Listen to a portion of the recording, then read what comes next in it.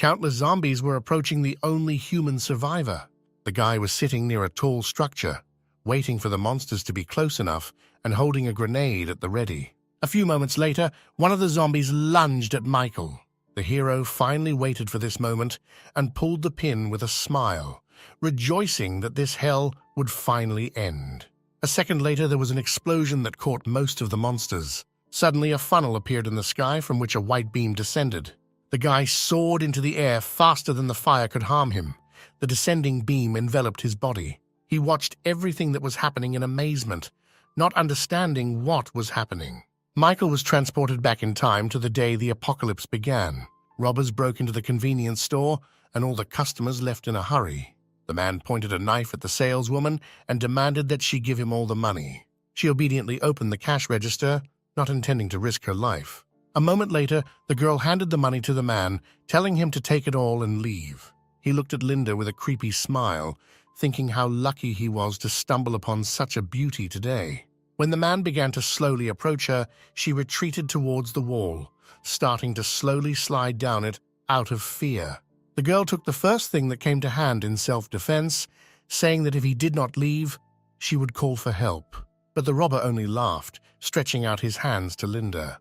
When he tore off a piece of her shirt, she screamed for help. Suddenly, an explosion was heard behind the man. When he turned around, he saw a strange guy with a weapon. When Michael found himself in the past, the system said that the guy had 10 minutes before being transferred back. He decided to take essentials and water and food. He moved to the front, intending to find out where the warehouse was, but was stopped by a man with a knife. The robber demanded that the guy stop pretending and take off the toy machine. But the next second, something sharp flashed near his cheek. The hero told him to shut up.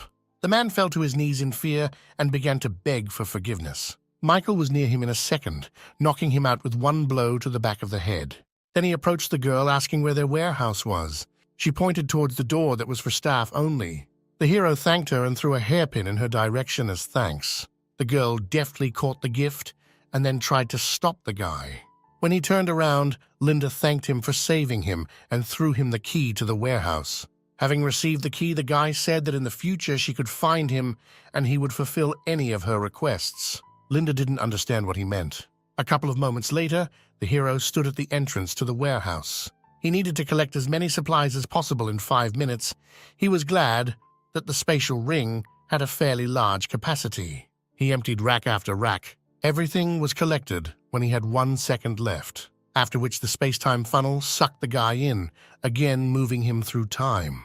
In the space from which Michael disappeared, some time has passed since the start of the apocalypse. 2 guys cornered a frightened girl. They were thinking about how much they would get from selling her. Linda tearfully begged them to let her go. The sudden noise caused the men to turn their attention away from her.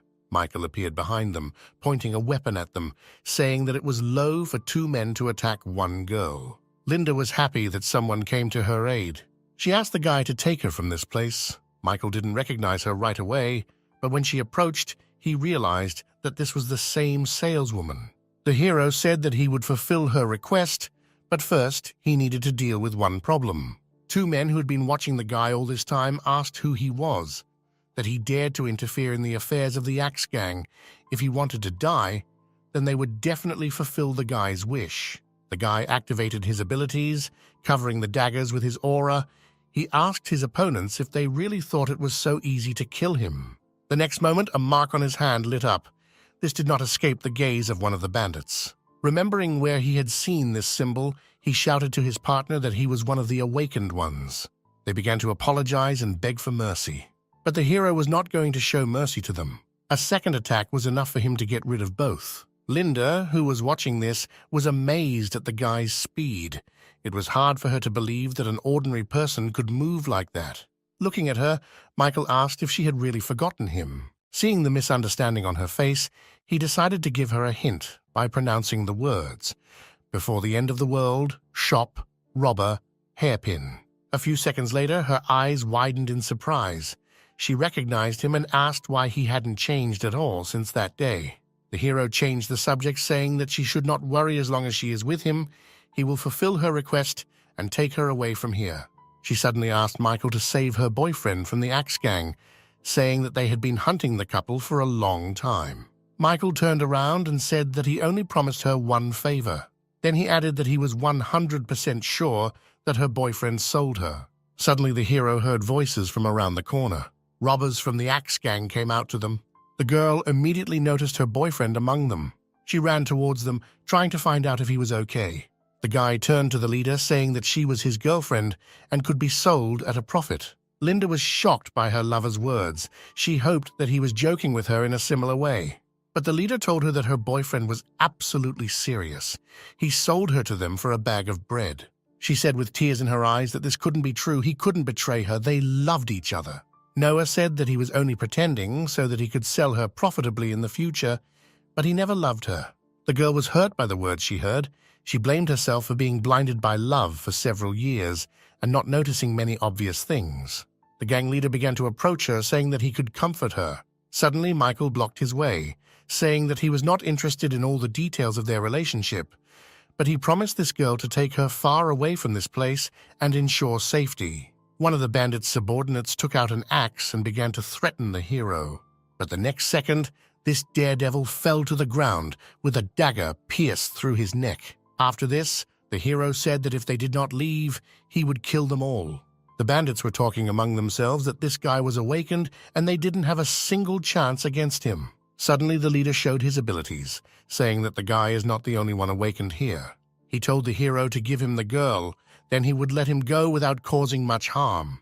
Crying, Linda told her savior to leave her here. She didn't want him to get hurt because of her. Michael turned around and replied that he always keeps his promises. After that, he took out his blade, preparing to attack the enemy. The leader, seeing the confident guy in front of him, said that he underestimated his abilities. Without listening to the end of the man's idle chatter, Michael attacked the enemy. The man did not expect that he could be defeated with just one blow. The girl felt joy mixed with surprise, watching how easily Michael dealt with his opponent. After this, the hero looked bloodthirsty at the rest of the gang, saying that now it was their turn. They began to back away, begging Michael for mercy. But unfortunately for them, the guy was deaf to their pleas, sliding between his victims with lightning speed.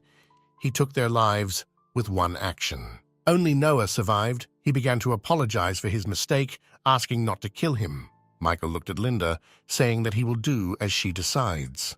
The girl said that he saved her once, so he should save his life, but she never wants to see her former lover again. Noah was grateful to her, saying that he would not approach her again, after which he ran to the other end of the alley. The hero who watched this thought that he had seen a lot of things during the apocalypse. This person could cause a lot of problems in the future, so he decided to leave a mark on it. The well-aimed shot reached its target, and the man felt a sudden pain in his back.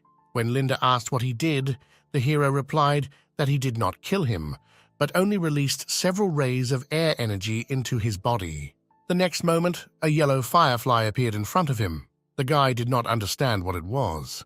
The moment the guy grabbed him, the system congratulated him on his second level of awakening. He was glad that his strength had increased.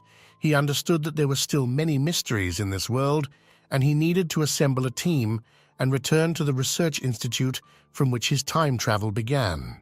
Linda noticed that something was happening with the guy and asked if everything was okay with him. He replied that everything was fine, and since she was safe now, she could go. He had a couple of things left to do. When the guy moved forward, she stopped him, asking him to take her with him, arguing that she could help him. The hero asked how she was going to help him.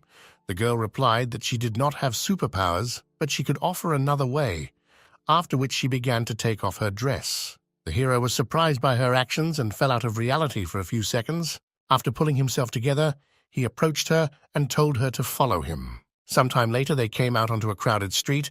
Linda asked what this place was, because she had never been to this part of the city.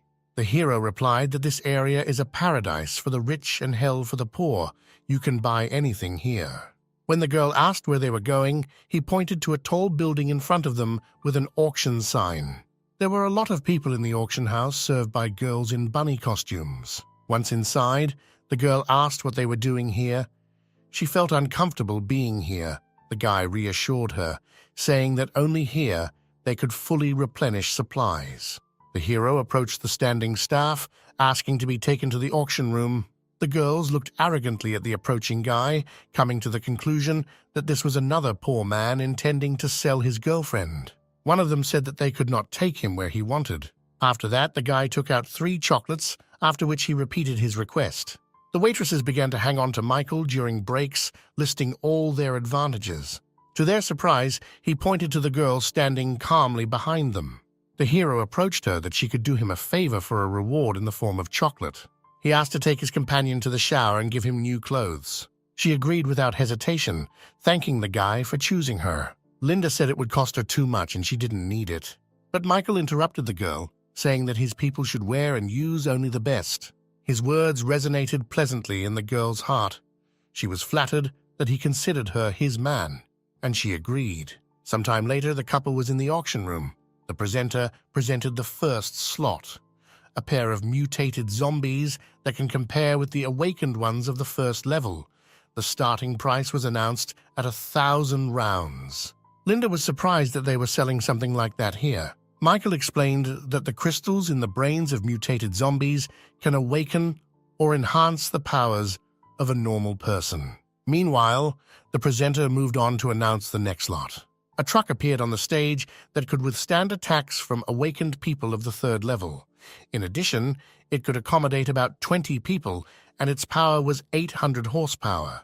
The hero realized that this was exactly what he needed to survive outside the city. A fierce struggle for this lot began in the hall. Suddenly, one person appeared who made everyone pay attention to him. The man said that this truck would be his. He was offering 2 million rounds of ammunition. There was no one in the room who wanted to compete with such an influential figure as the boss of the Berserker group. Nicholas walked up to the stage, telling the girl there to announce the results of the auction, who immediately declared him the owner of this slot. But she is suddenly interrupted, saying that the auction is not over. The man turned around to see this madman. Michael said he was offering 3 million rounds of ammunition. Nicholas asked the boy who he was that dared to stand in his way. The hero replied that the man's group could not afford such a high price. It would greatly affect their supplies. In response to his statement, Nicholas said that he was betting 3,100,000 rounds of ammunition. Michael upped the bet to 4 million. The man tried not to give in to the boy until the very end, but when he announced 6 million, his entourage began to try to stop Nicholas, realizing that this was not a feasible amount for them. This made him even more angry. He couldn't lose to this guy so easily. The next moment, Nicholas headed towards the old man sitting at a distance, who is the creator of the truck. He said that the Berserkers would fulfill any order if he sold the truck to him. The master thought this offer was good. He had heard about the power of this group, so he agreed to the deal. After that, Nicholas, pleased with himself, turned to Michael, saying that he had won. The hero decided to use the same strategy as his opponent. He approached the old man, saying that he had something that might interest him, after which he showed him the box. When he looked at it, the master was very surprised. The guy said it was a limited edition idol figurine that was discontinued 30 years ago. Nicholas laughed at him, saying that something like that could not interest the master. The man did not pay attention to the distracting conversations in the hall. He could not believe that what he had dreamed of from a young age could finally be in his hands. He asked if the hero had any more figures. Michael smiled as he placed a few more boxes on the floor. The old man looked at it all happily, saying that he would exchange the truck for these figures. After his words, Nicholas recovered from the shock, saying that he could pay more. The master apologized, explaining that nothing could compare in value to the beautiful idols of the past. Everyone in the room was amazed that he exchanged the armored truck for ordinary dolls. Meanwhile, the old man approached the hero, smilingly saying that he had a promising future. Nicholas told his subordinates to prepare an ambush at the exit of the auction house. He couldn't let this guy go so easily. Sometime later, a new lot was announced. A girl who had sensory ability came onto the stage. Nicholas immediately became eager to purchase this lot. The hero thought that this ability would be very useful for survival. The presenter said that this girl is awakened. She can sense zombies within a few kilometers. Suddenly, Alice took the microphone, saying that she was selling herself voluntarily, but she had a condition. Everyone was excited by this statement. Everyone was confident that they could fulfill all its conditions. The next moment, she announced that this condition was the destruction of the Berserker group. Nicholas remembered her. The girl was part of a group of hawks that managed to elude them. After his words, One of those present recalled that relatively recently, the berserkers ambushed the Hawks and destroyed almost everyone, with the exception of the escaped girl. The presenter realized that at this rate she would not receive anything, and it was time for her to take control of the situation. She announced the starting price of 10 million rounds. Michael allowed his companion to bid, asking her to announce their bid. Nicholas was infuriated that this guy was again interfering where he shouldn't, and, taking out a pistol, he said that today he would not get out of here alive. The hero, smiling, asked if the man was going to desecrate the auction house with murder. After his words, Nicholas announced to everyone that he had a personal war with this impudent man. If someone wants to give up his life, then let them try to intervene. At his words, everyone began to run towards the exit. The next moment, Nicholas shot at the hero. The guy easily dodged the bullet. The next second, he was behind the man, saying that his bullets were very slow. When the hero put the machine gun to the enemy's head, Nicholas stood motionless. Having analyzed what had happened, he asked the guy if he was awakened. Michael replied that it didn't matter whether he was awakened or not. He just wanted to get out of here alive. The remaining subordinates of Nicholas took out their weapons, telling the guy to let their boss go. The next moment, the man told Michael to dare to shoot him. Then his chances of getting out of here would be greatly reduced. The hero could not ignore such a polite request from his opponent. He pulled the trigger, putting a bullet through the man's head. The gang members who watched the death of the leader set out to take revenge on Michael and began shelling. The guy deftly avoided all the bullets, gradually approaching his opponents. Once close enough, he knocked everyone out one by one. Michael did not kill them. He watched as they left the room in a hurry until the guy changed his mind. A few moments later, he turned to Alice, asking her to come with him. The girl replied that the guy should have caught the berserkers first and not provoked them. The hero pointed to the dead Nicholas, saying that the girl had nothing to fear. There was nothing scary in this gang. After his words, Linda approached her, saying that she would be safe if she went with them, and became Michael's subordinate. She looked at the guy again, coming to the conclusion that he could help her take revenge. Sometime later, they ran down the street trying to catch up with the escaped members of the group. Alice used her ability to scan everything around her, surrounded by several kilometers. A few moments later, she managed to find 3 guys. After she gave this information to Michael, he told her to watch his back while he took care of it. Immediately after that, he increased his speed, heading towards the indicated location. At that moment, when the girls ran to the desired alley, they saw Michael slowly leaving there. Approaching his companions, he told Alice that without her ability, dealing with these guys would have been quite difficult. Suddenly, the girl asked what his plan was. Killing Nicholas, he angered his brother, who had probably already put a reward on their heads. Now, it would be more difficult for them to move in the open. The hero just smiled, saying that if someone wants to kill him, then they should be prepared to pay the appropriate price for this decision. Linda attracted the guy's attention by calling him by name. When he asked what was the matter, she said that her ex had recently asked her to meet with him. He wanted to apologize again, but the girl did not want to go to this meeting. Michael said that this was a great opportunity. She had to go. The hero simply could not miss the chance to get rid of such an annoying person. After explaining the plan to his companions for some time, he said that he would give Alice several useful things, and later she would go and hide them in the place they had appointed. Meanwhile, at the Berserker headquarters, the second leader was torn with rage.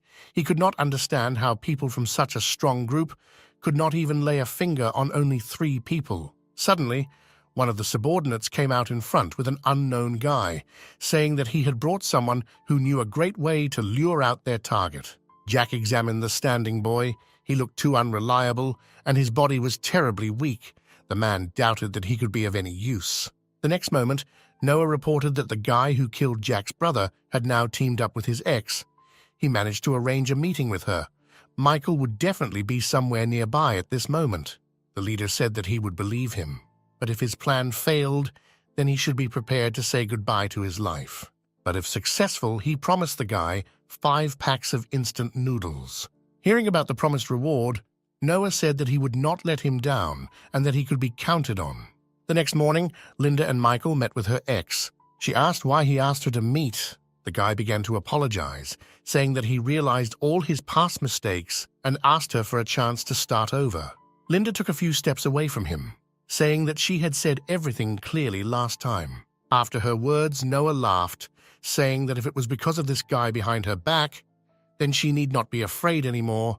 He will die today. Immediately after his words, a gang of berserkers came out to them. Noah shouted to the leader that their plan was a success. Linda realized that she was being used again for their own dirty purposes. Noah admitted that it was quite easy to pull off, knowing the girl's soft and trouble-free character.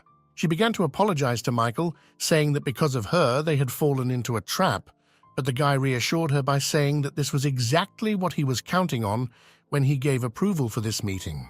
He said that this was a great opportunity. If not for her, they would not have been able to bring them all together. Jack mocked the hero. It seemed to him that the guy was too arrogant, saying that he would get rid of them all alone. But the guy said that he did not come here empty-handed, after which he gave the command to Alice. The next second, an explosion was heard in the place where his opponents stood. Jack realized they were in an ambush and ordered his men to leave immediately. Michael wondered where the man intended to go if explosions were happening everywhere. Immediately after his words, several more explosions were heard. Noah stood to the side and watched in disbelief. Michael turned his attention to the guy backing away, saying that his story had come to an end. Noah sank to the ground, begging the hero not to kill him. Seeing that there was no reaction on the hero's face to his pleas, he turned to Linda, hoping that she could stand up for him. He crawled on his knees to the girl, asking her to help him in memory of their relationship. Watching Linda's reaction, Noah was fully confident that she would agree. A few seconds later, the girl plunged a knife into her ex-boyfriend's stomach, wishing him to burn in hell. Linda said that he was right, and that before she was too soft and allowed herself to be used, thanks to him she managed to change. After that, Michael said that now it was time for them to leave here. Jack, who came out of the fire, asked where they were going to go, with one unfinished business. The hero was surprised when he realized that the man standing in front of him was a third level awakened. The next moment, he rushed at Michael. The man was a couple of steps away from his goal when he was hit by a suddenly appearing truck. After Alice stopped near her friends, the guy said that she was on time like never before. After everyone got into the car, Michael said that the noise they made today would attract a lot of dangerous people. They better get as far away from here as possible. When they pulled out onto a nearby street, they had already been watched for some time. One of the groups that set out to capture these three was already preparing their plan. Alice noticed the surveillance and began to rush along the crowded street in an attempt to break away from the tail. But Jack was actively catching up with them in his car, not sparing anyone who got in his way. Immediately behind him were the leaders of the two best groups in the city. Alice told Michael that there were trucks at the nearest intersection that would block their path. The hero commanded the girl to speed up and drive towards the main gate of the city. They rushed at full speed, not paying attention to the people they got in their way. Approaching the gate, the girl said that they would not be able to break through it. It was made of thin steel plates. But the guy convinced her otherwise, telling her to trust him. During the auction, he overheard that a group of berserkers were involved in the production of this gate, and the steel plate that was given to them was replaced with some wooden panels. Alice decided to listen to the guy's words and warned them to be ready for the blow. Residents who realized what exactly these madmen were going to do fled as far as possible from this place, saving their lives. As Jack approached, he began to worry that they might know the secret of this gate. He tried to reassure himself with the fact that those to whom she was known besides him were no longer alive for a long time. The hero calmly waited, and Linda, sitting next to her, was already preparing for death, but she was glad that if they died, Michael would be next to her. A couple of moments later, he ordered the girl behind the wheel to begin firing from the cannons with which the truck was equipped. The next second, several shells flew into the gate. When they reached their target, there was a strong explosion, which caused cracks to appear on the massive doors. The truck burst through the flames and in the next second found itself outside the city. Alice could hardly believe that their plan had worked and that they were alive. Members of the groups tried to comprehend what had happened before their eyes. Suddenly, through the resulting hole, many zombies began to rush into the city. The leaders returned to their trucks. Their goal was to destroy the danger hanging over them. Jack rushed forward, crushing most of the zombies. Meanwhile, Michael's team also destroyed the monsters that came their way. Linda was worried that there were many ordinary people in the city who would not be able to stand up for themselves, but the hero reassured her by saying that high-level zombies outside the city were regularly destroyed, and ordinary ones would not be able to cause any harm. The guy said that they should be grateful to them. He revealed to them the impending danger. Sooner or later, the zombies would be able to get inside. When he pulled out the bloody clothes, the girl asked what he was going to do with it. He tore the fabric into shreds, saying that he had one crazy plan. Immediately after this, he threw the pieces of cloth outside, and, at the smell of blood, the zombies immediately ran to the truck. The next second, Linda turned sharply and crushed them all. Jack's team, which was pursuing them, spotted their target from afar. The chief was informed that Michael's truck had stopped moving and they seemed to be out of fuel. Jack was pleased with this news. Meanwhile, Michael sat in his truck and waited for his pursuers to approach. When the arrivals began to get out of the trucks, the hero said that he had already waited for them. The group members were glad that their goal itself came into their hands. Jack said they were surrounded, and the guy had nowhere to run. Michael stood up from his seat, saying that he thought completely differently. The leader laughed at his words. He believed that the boy had become crazy by declaring such things. Afterwards, he told the hero that this time he would not fall for his trick. He had brought special awakened ones with him. They were not afraid of bombs. Michael praised the man for thinking enough to check the area for traps. He pointed away from them, saying that there was one thing he had not foreseen. Members of the group began to turn around, hearing strange sounds behind them. A crowd of zombies was approaching them from all sides. They realized that they had fallen into another trap, but this time their chances of survival were much lower. The men began shooting at the monsters, trying to stop their invasion. Jack asked if the guy had lured them here on purpose after spreading the smell of blood throughout the area. The guy confirmed his thoughts, saying that during the explosion he picked up several things of the man's dead comrades. The leader called him crazy, after which he turned around and ordered his subordinates to get out of here.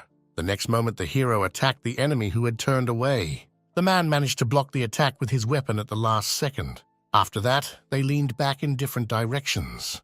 The leader asked what the guy was thinking about. If there are even more undead, then they will not leave here alive. Michael replied that he didn't care. He promised Alice to destroy the berserkers, so he will fulfill his promise at any cost. The girl sitting in the car began to cry when she heard the hero's words. Linda, who was nearby, said that they were very lucky to meet such a person as him.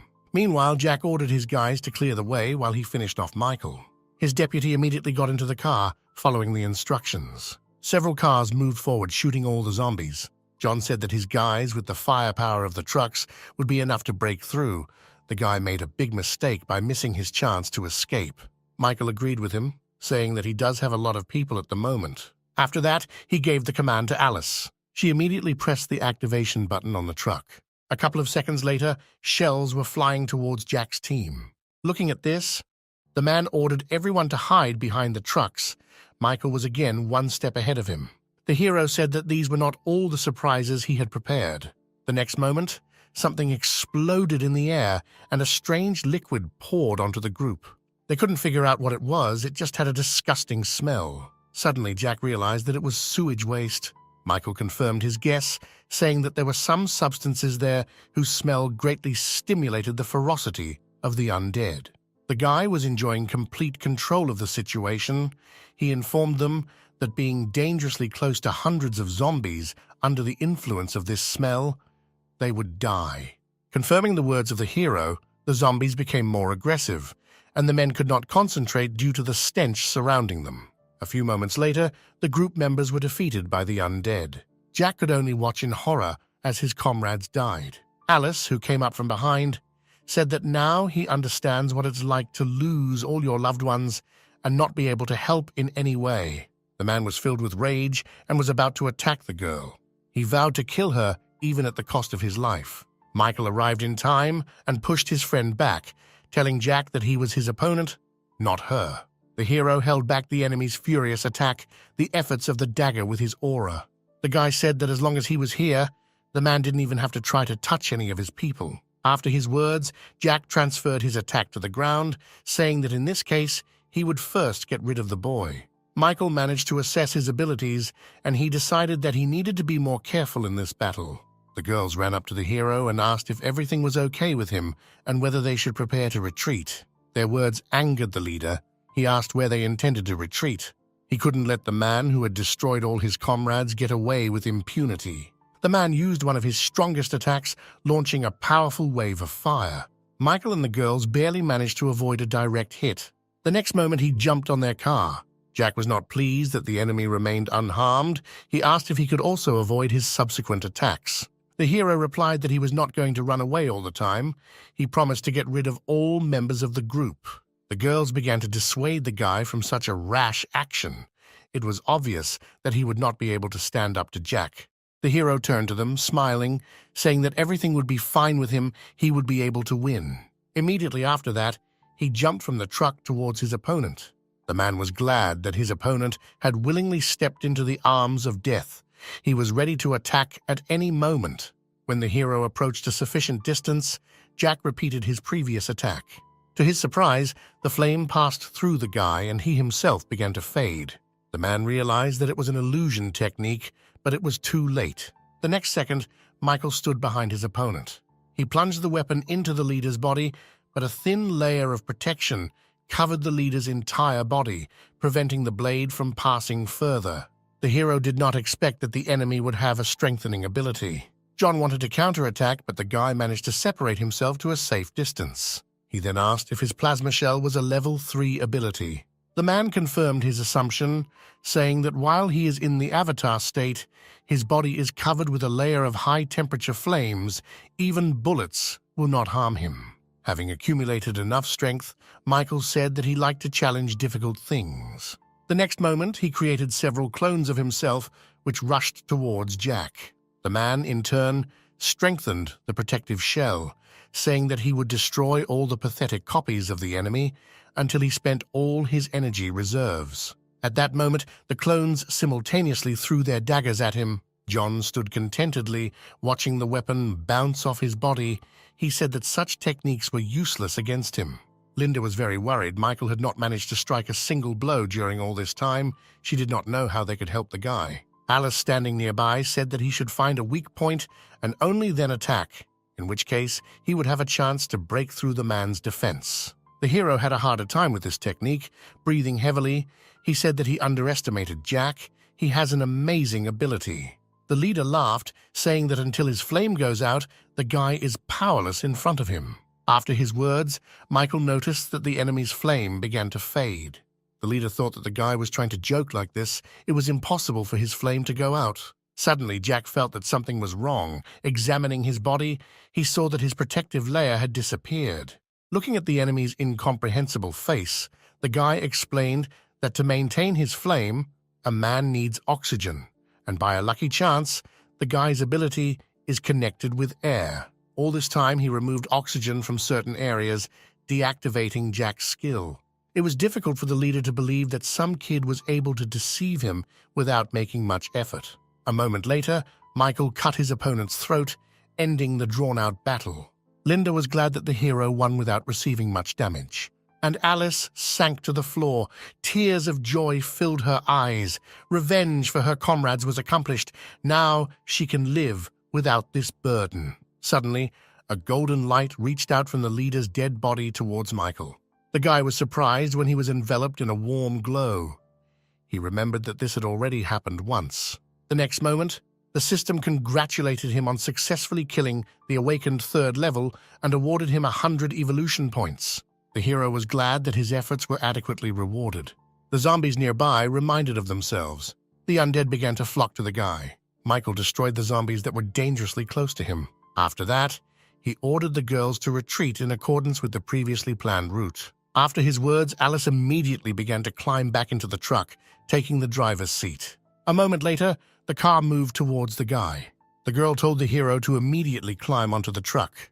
The guy didn't think long and deftly jumped onto the car. Once safe, he told Alice to detonate the explosives prepared earlier. The girl took out the remote control and without hesitation pressed the desired button. The next second, many explosions were heard behind them. He threw away the remaining undead that blocked their path using the power of air. One person watched the actions taking place below from the cliff. The girl was interested in the guy who killed the leader of the Berserkers. She was looking forward to their battle. A couple of seconds later, Mina dropped to her knees, aiming her deadly weapon at the truck. The girl sincerely hoped that the guy would appreciate her gift. Michael noticed that something was rapidly approaching them from the air. Alice also noticed this and asked the guy what they should do. The hero told the girls not to worry, he would sort it out. Then he jumped towards the projectile. Linda, watching this crazy act, could not hold back her tears. She was very afraid for Michael. The hero thought that he was obliged to put an end to all the annoying individuals in order to ensure their safety. The next second, he threw his dagger at the projectile. This action was followed by a large explosion. Linda didn't know if Michael was still alive. The clouds of rising dust obscured her view. Alice tried to understand the situation and understand who could shoot at them. Mina, who was watching, was disappointed that the boy she had pinned her hopes on died so quickly. Suddenly, a dagger flew out of the cloud of dust. The girl didn't even have time to blink when something sharp passed across her cheek. She looked with surprise and confusion at the dagger that was stuck in the stone behind her back. The next moment, Michael appeared in front of Mina, who said that it was too early for her to play with such dangerous toys. The girl was surprised that he was able to survive any attack. Smiling, she said that she liked playing against strong people. After that, she took out 2 pistols, pointing them at the enemy. The hero only watched her with a smile, saying that a weapon of this level was completely useless against him. Activating his technique, he said that the girl should surrender. Mina was angered by his words. She is not one to give up without a fight. A moment later, she began shooting the gun at the guy, intending to kill him. But all the bullets flew to the ground, colliding with the hero's air shield. Noticing that Mina was confused, he took off his shield and rushed towards her. As he approached, he said it was time for the girl to stop before it was too late. She jumped to the side, taking out her special grenade, which would certainly be the last thing the guy saw before he died. To Mina's surprise, Michael moved behind her with lightning speed. When she felt the guy's hands on her, she dropped the grenade out of fear. The hero took advantage of this and deftly picked up such a dangerous thing. The next moment, he said that once her bomb was in his possession, Mina had no chance of winning. The girl smiled at his words, showing the pulled pin in her hand and saying that the guy needs to be more careful. He realized that such a dangerous thing in his hand would explode in the next few moments. The next second, he turned around and threw it as far as possible. Michael noted that this girl was very smart. He couldn't even notice when she pulled this trick. He assumed that Mina was also an awakened one. A couple of seconds later, there was a strong explosion. Despite the distance, the power of this bomb was enough to hook Michael and Mina. The girl sat on the ground, recovering from what had happened. Suddenly, the girl saw a blade pointed at her. When she raised her head, she saw a smiling guy, saying that it was useless to teach her intelligence. It would be easier to kill her. She informed him that as soon as her heart stopped, the bomb implanted in her body would explode, turning everything within a 30-kilometer radius into a huge crater. After her words, the hero remembered that he had heard about one bounty hunter. She had an amazing ability to greatly enhance firearms. It is not difficult to guess that this is the same girl in front of him now. Michael thought it would be great if she joined his team. Mina noticed the doubt on her opponent's face and said that if he was afraid of dying, then he had better let her go. Unexpectedly for the girl, the guy asked if she wanted to join him. He had a lot of babes that might interest her. He's heard a lot about how she's just a weapons maniac, so there shouldn't be any problems persuading her to join him. Hearing the hero's proposal, Mina misinterpreted what he meant, remembering her past experience when she fell into the hands of perverts. Crawling away from the guy, she indignantly asked how he could offer something like that to an underage girl. She would never join him. Michael was genuinely surprised by her reaction.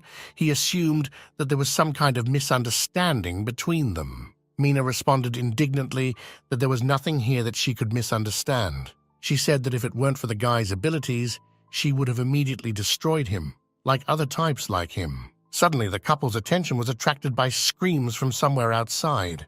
Linda ran up to the guy, excitedly asking if he was okay. A couple of seconds later, Alice joined her, asking a similar question. Mina, who was watching this scene, was amazed by the ideal figures of these girls. Michael watched with pleasure the changes on the gun lover's face. After waiting for a while, he asked her if she still thought that with such stunning partners, he might be interested in a child. Mina was angered by his words. She said with irritation that he should take a closer look. She was no longer a child. After the girl spoke, Alice asked where such a cute child came from here. Linda, in turn, handed Mina the candy, saying that such a little girl must have been very scared. Looking at these two girls, she was forced to admit that she could never compare to them. The hero extended his hand to her, asking if she had changed her mind about his proposal. He could offer her very strong guns. He was confident that he would be able to get her almost any weapon, because the system store had a full variety of them, and with enough points, there would be no problems with this. Mina stood up on her own, saying that she did not believe that the guy could have a decent weapon. He asked her to wait a couple of minutes, facing her incredulous gaze. The hero told the system that he wants to purchase a weapon. The next moment, the system opened the catalog, reporting that the guy now had 100 points, after which she suggested one of the most suitable weapons for him, a rocket launcher called the Dragon. It has a fairly high class and was designed as the best weapon for a single soldier. Michael decided that this rocket launcher was exactly what he needed, so he reached for the buy button. Suddenly, Alice felt something was wrong and turned towards their truck. All the zombies began to move away from their car. Suddenly, loud sounds were heard a few meters away from them, after which dust again rose into the air, blocking their view. A couple of seconds later, through it, the girls saw the outline of a huge figure that was rapidly approaching. The next moment, a huge monster came out to them, emitting a terrifying roar. Linda realized that this was a mutated zombie, which, apparently, was attracted by the accumulation of small undead here. Alice said that she had heard about him before. This monster is one of the 3 strongest among mutants. Ordinary weapons are useless against them. Turning to Michael, she asked what they should do. Mina's eyes lit up with excitement at the sight of this zombie. She ran forward, saying that this is an extremely rare species of undead. She was very lucky to stumble upon it today, after which she set her sights on him, imagining how much she could earn by selling crystals obtained from his brain. Suddenly the hero stopped the girl, blocking her goal. Mina didn't understand why he was stopping her. The next moment she noticed something in the guy's hands that attracted her attention. The girl asked what kind of gun he was holding. Raising his weapon, he said that this was his big baby, after which he asked Mina's opinion about it, noting that it was much larger than the one in the girl's hands. Mina replied with a bit of irritation that she may be bigger, but this does not yet prove that she is better in combat power. Michael patted his gun proudly, saying that it was not as weak as it might seem. He decided to prove his words in action by targeting her at the mutant. The monster realized that he was in danger. A second later, he decided to attack those below. The mutant was rapidly approaching the guy, closing the distance between them. Linda began to worry that the monster was getting too close to them. The hero said that they should not worry. He is confident in what he is going to do. After that, he pressed the button that activated his baby. The guy told everyone to get ready and take a couple of steps back. A few seconds later, he released the button and pointed the cannon at the mutant. The projectile he fired completely absorbed the monster. Mina was surprised at how powerful the guy's weapon was. A minute later, a large crater formed a few meters away from them, leaving no hint of the presence of a monster here some time ago. Satisfied with himself, the hero turned to Mina, reporting that the threat had been eliminated. The girl looked at the guy in front of her with admiring eyes. Michael asked if she wanted this gun for herself. If so, then first she needed to join his team. The girl quickly approached him, saying that she accepted the challenge. Wrapping her arms and legs around him, she said that as long as he did not give her this baby, Mina was free to do whatever she wanted.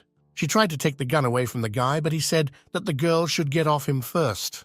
Mina objected, saying that if the hero did not give her the weapon, then she would never get off it. Alice, who was watching this scene, said that they had not yet gotten rid of all the undead surrounding them. They did not have time for pampering. Linda, standing next to her, said with a smile that we could forgive them for this pampering. Watching them, the girl had the feeling that she had returned to the world before the apocalypse. They decided to set up camp in this place, and a few hours later, everyone was sitting around the fire. Michael stood up, saying it was time to distribute their responsibilities. Heading towards the truck, he said that they were on a hill, so ordinary undead would not be able to climb here. Everyone would be on duty in turn. The hero volunteered to be the first to be on duty. Mina asked when she could receive the promised gun. The guy replied that until he completely trusted her, he would not give her up. After his words, the girl stood up irritably, saying that she was going to bed. Following her, Linda and Alice also headed to their tents. All this time, both girls were thinking about the same thing, namely that as soon as everyone fell asleep, each of them intended to go to Michael. Meanwhile, the hero was thinking that in just a few days, he had managed to assemble a team of 4 people, and it was time to go to the research institute. Suddenly, the door to the truck opened. A moment later, a smiling Alice appeared at this place, which greatly surprised the guy. He asked why she was here. Everyone should have gone to bed. Having climbed inside, the girl replied that she wanted to thank him for destroying the Berserker group.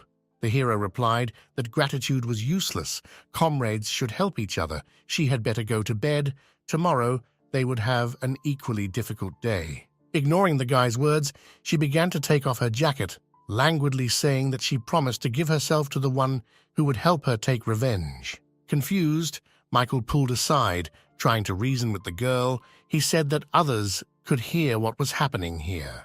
Alice clung to the flushed guy, saying that before leaving, she made sure that everyone was fast asleep and had nothing to worry about. After which she pulled away from him a little, embarrassedly asking him to try to be gentle with her during her first experience. His thoughts at that moment were in complete disarray. The remnants of his mind were telling him to pull himself together and protect them both from wrong decisions. But another part of the mind said that now the apocalypse and such things are normal. His thoughts were interrupted by Linda knocking on the glass. The couple was taken by surprise by the girl's appearance. They urgently needed to come up with something. Without waiting for an answer, Linda reached for the door handle, intending to open it. Alice panicked and asked the guy what she should do. The only thing he could think of was to hide it behind his seat. The moment Linda opened the door, she saw a sweaty Michael sitting in a strange position.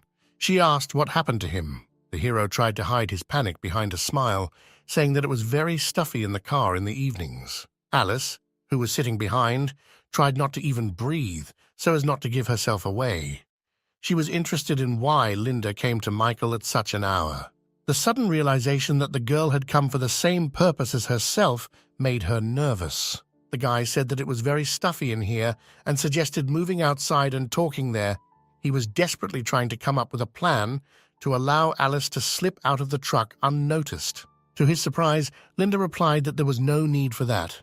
If they talked outside, they might wake the others. After her words, the guy began to feel nervous again. He noticed that Alice behaved like this for a few moments, but now she is hiding right behind his seat. He cannot allow anything to happen in this situation. Clearing his throat, the hero said that now was not the best time or place for this kind of thing. Linda didn't understand what he meant. The next moment, she looked at her clothes and realized that the situation might seem very ambiguous. The girl said with embarrassment that she came to him so that he could help her become awakened. She wants to become stronger, because at the moment, she is the weakest of their team. Hearing her words, Michael breathed a sigh of relief. Alice also couldn't help but exhale a sigh of relief. She was glad that the girl was not interested in the guy in another way. The next moment, to their mutual surprise, Linda approached the hero, saying that if he wants, then she doesn't mind.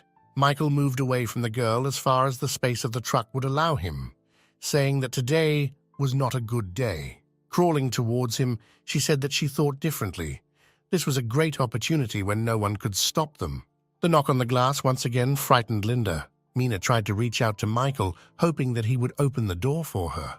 The guy himself was at a loss as to what she might need. Linda was worried about what would happen if she was seen here like this. In a panic, she began to look around in search of a place where she could hide. She suddenly froze, announcing that she had found a suitable place. With her words, she made the hearts of the 2 people in the car sink into their heels. Having asked to be covered, she began to climb into the back seats, hoping to hide under them. Michael did not have time to stop her, and the girl finally disappeared from behind. Covering his face with his hand, he began to prepare for what could happen here. His heart was counting down that very moment with a sinking feeling. A couple of seconds later, Mina opened the door, asking what the guy was doing all this time. The girl hoped to use some seduction techniques to get the coveted gun. He looked at her doomedly, saying that now it's all over.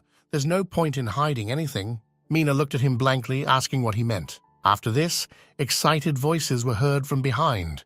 Linda was frightened that someone else was hiding here besides her, and Alice was forced to reveal herself so as not to create panic in her friend. Mina was dumbfounded that both girls had been with Michael all this time. A moment later, she called the guy a pervert. They didn't even try to hide what they were doing. The flushed hero slapped her on the head, saying that she had misunderstood the situation. The girl just looked at him in disbelief. The next morning, they moved on. Michael drove while sitting on the truck while the girls were inside. He didn't feel any discomfort from yesterday's situation, but he couldn't say the same about his companions. Linda was still replaying what happened yesterday in her head. She didn't expect to meet Alice there. Mina broke the awkward silence, saying that she had not expected that Michael would have so much strength to cope with two at once. Alice, flushed, said that the girl understood everything wrong. Linda confirmed her words, saying that nothing ever happened between them. Mina said that there was no need to be ashamed of this situation. In their current world, Michael could create his own harem group at any time. After her words, the truck braked sharply. The girl could not stay in her place from such a sharp braking, and she found herself pressed against the glass. Mina told Alice that she shouldn't react so strongly to her words, but the girl pointed somewhere ahead, asking her partner to look in front of her. Mina saw many zombies crowding around huge trucks. Getting out of the car, Linda did not understand why so many undead had gathered here. Alice asked Michael what their plan was. The hero replied that the girls should get back into the car and leave. He felt that something was wrong here. Listening to his words, Linda approached the truck, preparing to climb inside. Suddenly, a Steely, enhanced by an aura, flew at them from above. Michael noticed her as she began to approach the unsuspecting Linda. Alice called out to her friend, heading towards her, hoping to save her from the deadly attack.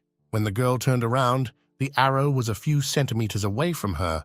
She could not do anything because of the horror that gripped her. The hero managed to hit the arrow at the last moment. The next moment, he told the people from the Killer Legion to stop hiding and come out. A couple of seconds later, several people came out of their hiding place. Their commander said that he was very lucky. He would have a good catch today. Alice activated her sensory ability, scouting the situation. Then she told Michael that there were only 18 people in the district. The hero grinned, thinking that with such a small number, they decided to pursue him. He said it was very noble of them to come here to help Michael improve his skills. The assassins laughed after his words. The four of them would not be able to defeat an entire guild, especially since their commander was a second-level awakened. Michael was inspired after he found out that there was another awakened one here. He said that it would be fun to play with him. The guy's words infuriated Khan. Taking out a dagger, the hero said that he was giving them 3 chances to shoot him, after which he bloodthirstily examined the opponents and said that otherwise they would die. Khan could not understand whether the guy standing in front of him was crazy or just looking for death. Michael replied that it was neither one nor the other. He was giving him a chance to survive. The man was finally convinced that the boy had gone crazy so that he would be given a chance to escape. No one had ever dared to utter such nonsense. The next moment, he drew his bow, preparing to finish off this boy. When the arrow flew at the hero, he said that it was too slow, after which he easily dodged the shot. Khan is surprised that he managed to dodge his arrow so easily. Mina watched this circus with displeasure. She knew that Michael could deal with their leader in one blow, but for some reason, he decided to mess with them. The girl noted that compared to last time, the guy's speed has increased greatly. He is becoming stronger day by day. Meanwhile, Michael announced that the man had only 2 attempts left. The hero needed to get closer to the enemy in order to get rid of him with one blow, and he did not have time to give a signal to the other members of the Legion. Khan pulled his bow again, preparing to fire 4 arrows at once. This time the guy would have no way to dodge, but this time Michael avoided all attacks, sliding from side to side with lightning speed. Approaching the enemy, the hero asked if this is really all that a man is capable of. This greatly disappoints him. The guy was trying to piss off the enemy. He asked how someone like him with such mediocre abilities managed to become a commander. Khan's team began to worry that their leader might be defeated by such a strong opponent. After Michael's words, the man finally lost his composure. A moment later, he fired dozens of arrows, showing his full strength. The hero did not expect that his opponent would be able to do something like this. Clouds of dust covered the place where the boy stood. The members of the Legion thought that he was doomed from the very beginning. It was stupid to resist their commander. Khan had a hard time with this technique. After using it, he stood breathing heavily. He was sure that this time Michael did not have the opportunity to dodge. When the column of dust cleared, everyone expected to see a dead body pierced by arrows, but there was no one there. The next moment, a sharp blade was pointed at the Legion commander's neck. The completely unharmed hero stood behind Khan and smiled.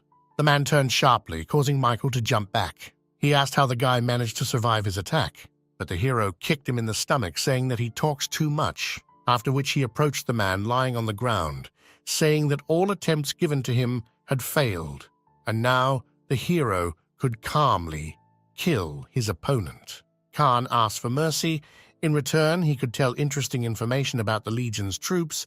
Michael was interested in his proposal. Seeing that his proposal was liked by the enemy, the man continued, saying that he could share information about where their main forces were located and also explain why so many undead had gathered here.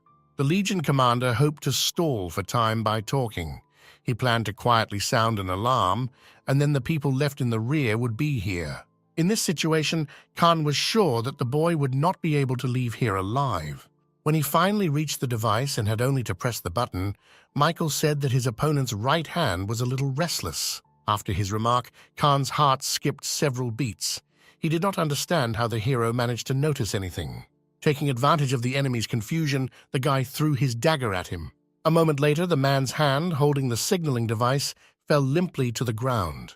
The shocked Khan looked in horror at his severed hand. He was brought out of his state of shock by terribly severe pain. He could not restrain his screams. He barely managed to give the order to his people to immediately return and gather the main forces of the Legion. This guy is too fast and cunning. Meanwhile, Michael turned to Mina, asking if she could deal with these midges together with Alice. The girl indignantly asked why she should fulfill his requests. Not only does he check her, she also evaluates every action of the hero. Having said this, she turned around and was about to return to the truck. The guy replied that if she didn't want to, he wouldn't force her.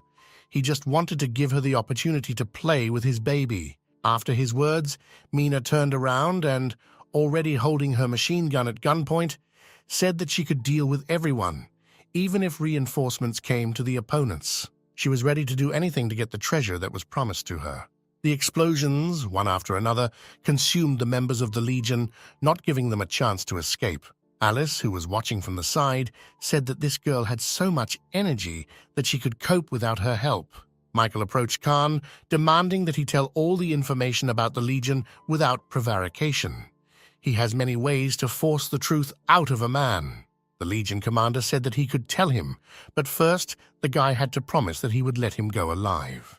In response to his words, Michael plunged a dagger into the ground between his opponent's legs, after which the hero gave him a choice. Either Khan tells everything on a voluntary basis, or the guy will gradually rid him of one limb at a time. The threat worked. The terrified man said that they had this new regiment in which there were about 1,000 people and more than hundreds of awakened ones. He blocked the bridge to attract the undead, which they were going to use as a sacrifice. The hero had heard a lot about the strength of this army, which was not inferior to their cruelty. He tried to unravel the reason for their presence in the vicinity of the city and for blocking the bridge. His thoughts were interrupted by Khan, who asked if he could leave now. He fulfilled his condition. Without waiting for an answer, the man ran away from the place. He planned to return here, bringing with him the main forces of the Legion to get rid of the guy. Suddenly, a dagger blade pierced his chest. Alice, standing to the side, watched in amazement as the well-thrown weapon overtook its target at an impressive distance. Michael said that his condition did not include a clause about releasing the man alive. He later approached the dead enemy, retrieving his dagger. Suddenly, the hero noticed a green glow emanating from the man's body. Approaching, he took something that resembled a pearl. It was this that emitted this radiance. The next second, the ball burst like a soap bubble. Michael realized that he had fallen into a trap. He immediately informed the girls that they needed to leave here immediately. They were discovered. After his words, they all rushed to the truck. Meanwhile, at the Legion camp, Glenn used his ability to check the condition of the commanders of all squads. Suddenly, one of the connecting balls burst. He was surprised that the commander of the patrol detachment was defeated. The man knew that Khan was a fairly strong second-level awakened person. The person who killed him must have incredible abilities. After that, he headed towards the exit of the tent. They had already been sitting in one place for quite a long time. He decided it was time for them to start moving on. Michael and his companions moved in complete silence. Unable to bear it, Mina began to resent the fact that she was sitting in the back while everyone else was sitting in front. The guy asked her to shut up. They could be caught up at any moment. They should be ready for this. All this time he thought that their strength was not enough to withstand the large army. Meanwhile, Linda was thinking about how she could become stronger so as not to become a burden to others. Suddenly, Alice reported that enemy vehicles were approaching them. Michael expected them to catch up, but he didn't think it would happen so quickly. Glenn, who was at the head of the chase, ordered the truck to be caught up. He could not allow those who killed Khan to escape. As he approached, he fired his cannon towards the enemy. Alice warned that a rocket was flying towards them. After her words, Mina climbed onto the truck, saying that as long as she was here, none of the missiles would hit them. After he fired directly at the charge heading towards them, a deafening explosion passed over their heads without causing much damage to either side. The girl said that she has no equal when it comes to guns. In response to her statement, Glenn ordered to fire all the missiles at his command so that the girl could show all her skills. Mina did not like this option for testing her abilities. Raising his hand up, the man gave a permission signal. The girl realized that she could not cope alone with so many missiles. She called Michael for help. The guy responded to her request, joining her on the roof of the truck. He immediately placed an air shield around the bottom. All the missiles crashed against it, causing no damage to Michael and his team. The Legion troops did not understand where the wall came from, out of thin air. Glenn ordered no more missiles to be fired. Glenn found the meeting with such a talented guy quite interesting. Getting down from his truck, he told the hero that he managed to interest him. Jumping down, Michael told Mina that they should move forward while he delayed them. Otherwise, they would not be able to break away from the chase. Having come to his senses, he said that his baby remained in the truck, so their safety fell on Mina's shoulders. The joyful girl said that he should not worry about it and wished him good luck, after which he disappeared into the car. A moment later, the girls drove away safely. Glenn was furious that the girls they could have gotten away from them just got away from them, and he demanded that the hero bring them back immediately. The subordinate men said that they would take care of this and bring the beauties in the near future. Michael couldn't let that happen. He used the air wall again, blocking the Legion squad's path. A moment later, explosions followed, indicating an unsuccessful collision of the trucks with an obstacle. The men realized that until they got rid of Michael, they would not be able to break through this wall. Using this technique for the second time in a row has significantly exhausted the hero. It will be difficult for him to face such a crowd alone. His condition was not lost on Glenn, who asked whether the boy was strong enough to survive. Michael replied that he had enough remaining strength to deal with someone like them. After that, he drew a line between them. Pointing the dagger at the man, he said that whoever crosses this line will die immediately. Lighting a cigar, Glenn said that it sounded creepy, after which he said that his guys could have a little fun with this guy. The man understood that the guy was not so simple. He planned to exhaust him and then find out the necessary information. The squad members who received the instructions were serious about killing their enemy. When the men approached the drawn line, he pulled out 2 daggers, saying that the extermination was beginning. The next moment, he slid between them with lightning speed, getting rid of each one. Not even 10 seconds had passed before the guy stood, looking around at the lying bodies behind him. Michael stood opposite Glenn, saying that if there were people who wanted to die, he was waiting for them. The man was amazed at how fast this guy was moving. The remaining members of the squad decided to shoot at the enemy from afar. Approaching him on their own was akin to suicide. A few moments later, countless projectiles were flying towards Michael. He stood motionless. He asked if they seriously thought they could stop him in this way. The guy easily dodged all the bombs. One of the shooters told everyone to move back, increasing the distance between them and the enemy. But unfortunately for them, Michael was next to them in a matter of seconds. One of the men decided to take advantage of the fact that the hero was dealing with his comrades and shot the guy. This attempt did not go unnoticed by Michael.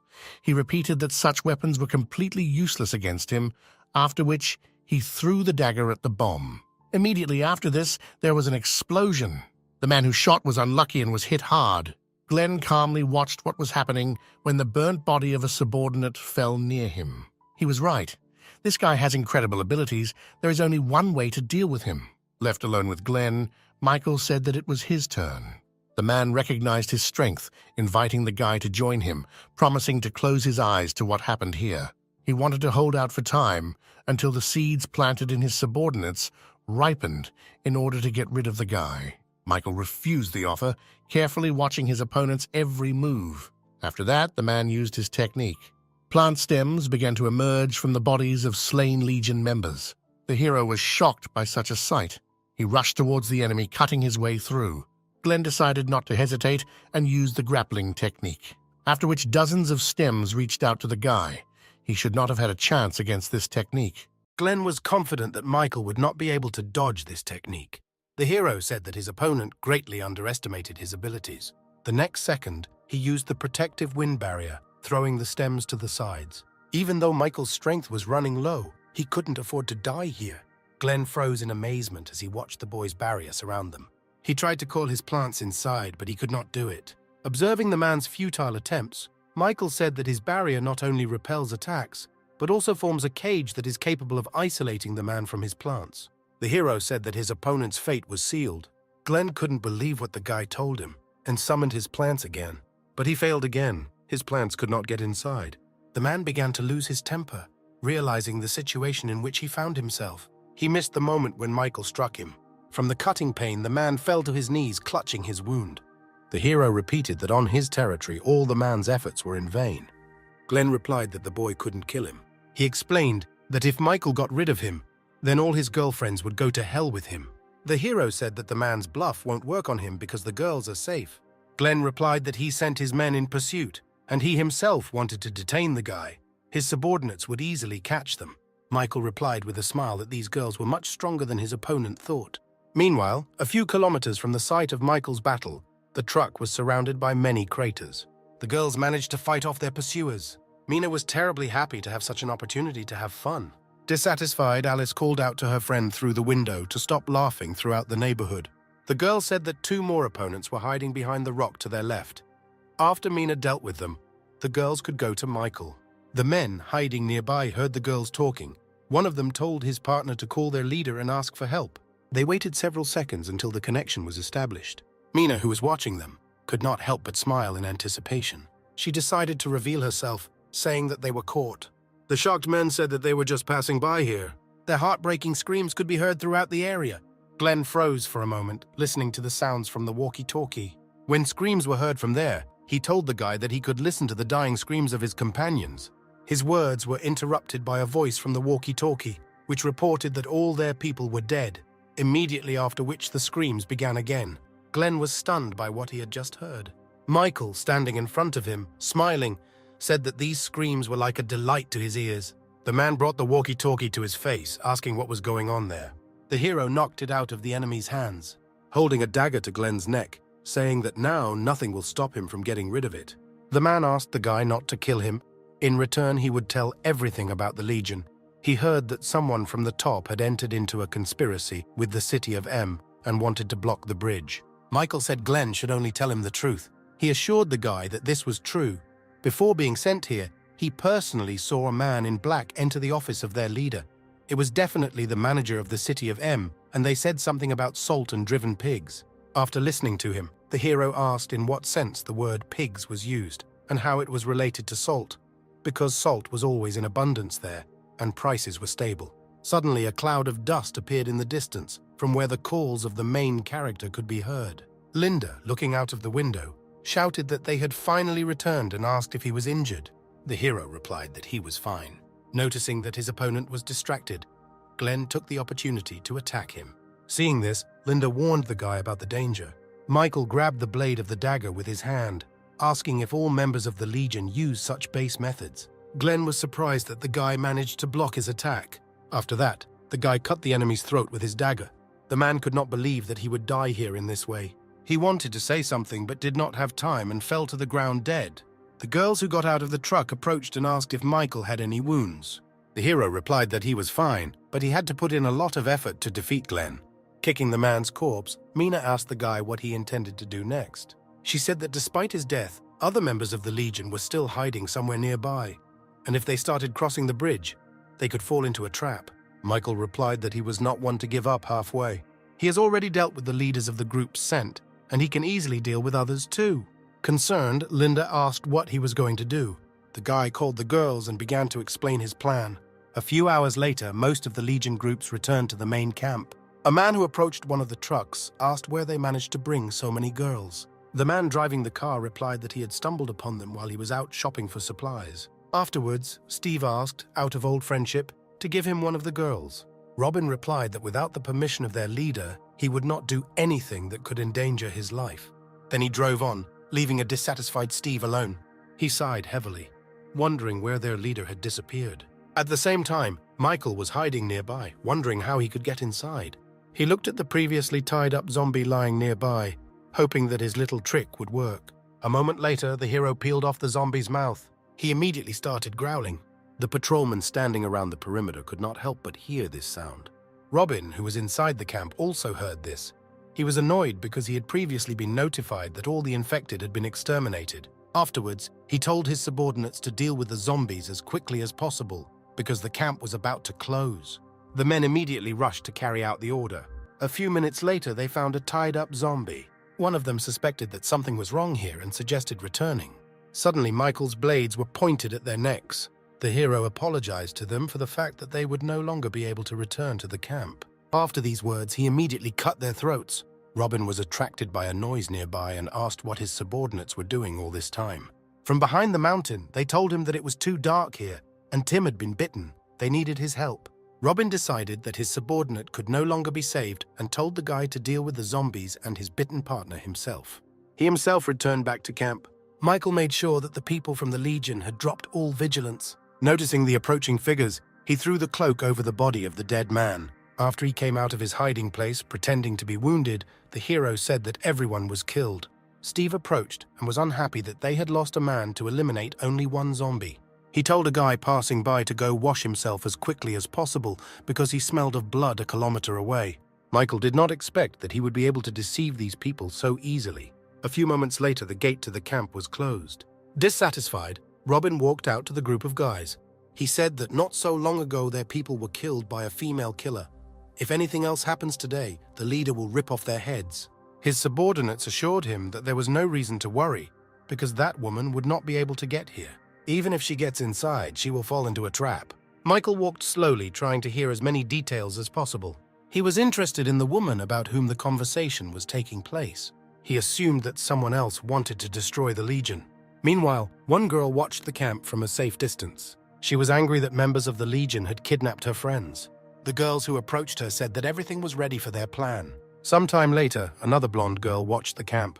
She finally managed to find this place and now nothing can stop her. At some point, she decided that there was no point in waiting anymore and pushed off from the surface on which she was standing. She flew down with the intention of killing all members of the Legion. At the same time, not far from the camp, 3 people made a halt. Mina was unhappy that Michael was messing around with the Legion for so long.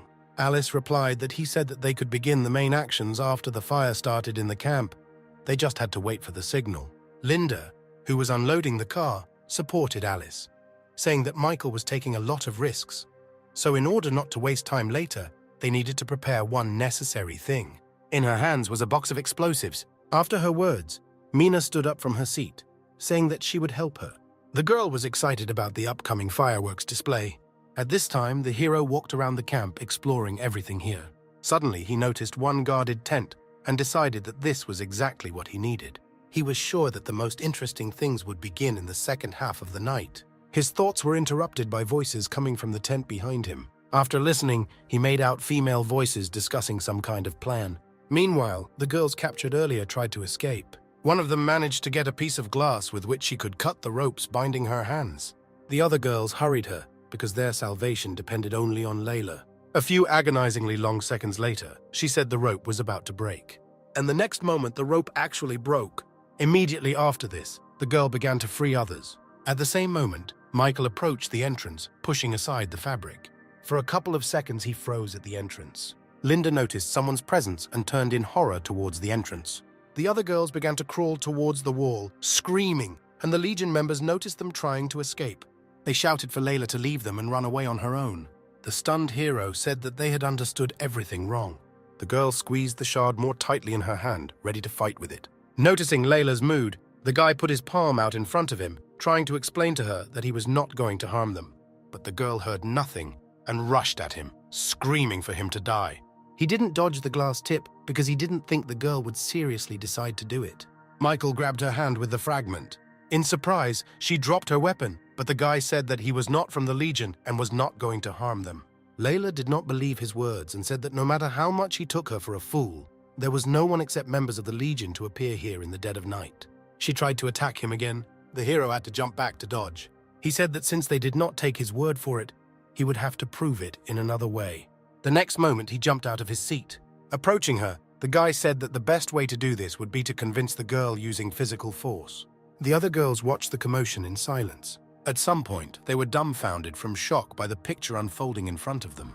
Michael tied Layla up and, slapping her on the hips, said that if he were from the Legion, he would have killed her long ago.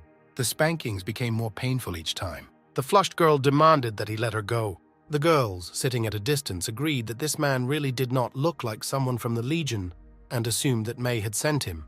When the guy stood up, the girls froze in anticipation of his next actions. Rising, Michael asked Layla if she believed him. She replied that she believed. Despite her outward calm, rage raged inside her. She would never forgive this guy for treating her in such a shameless manner. After her words, he bent down, untying the ropes, simultaneously saying that if she wanted to get out of here, she should listen to him. A man from the Legion came in response to the noise. Without speaking, the hero froze in horror, realizing that their affairs were bad. Layla shared the guy's horror. He pulled up the hood of his cloak, telling girls not to do anything rash. Then he stood up and walked towards Steve, who had arrived, asking what was going on. Layla turned around after him, wondering what this guy was up to. The man whom Michael had seen earlier asked what he was doing here, and covering his nose reminded him that the guy had been ordered to wash himself first.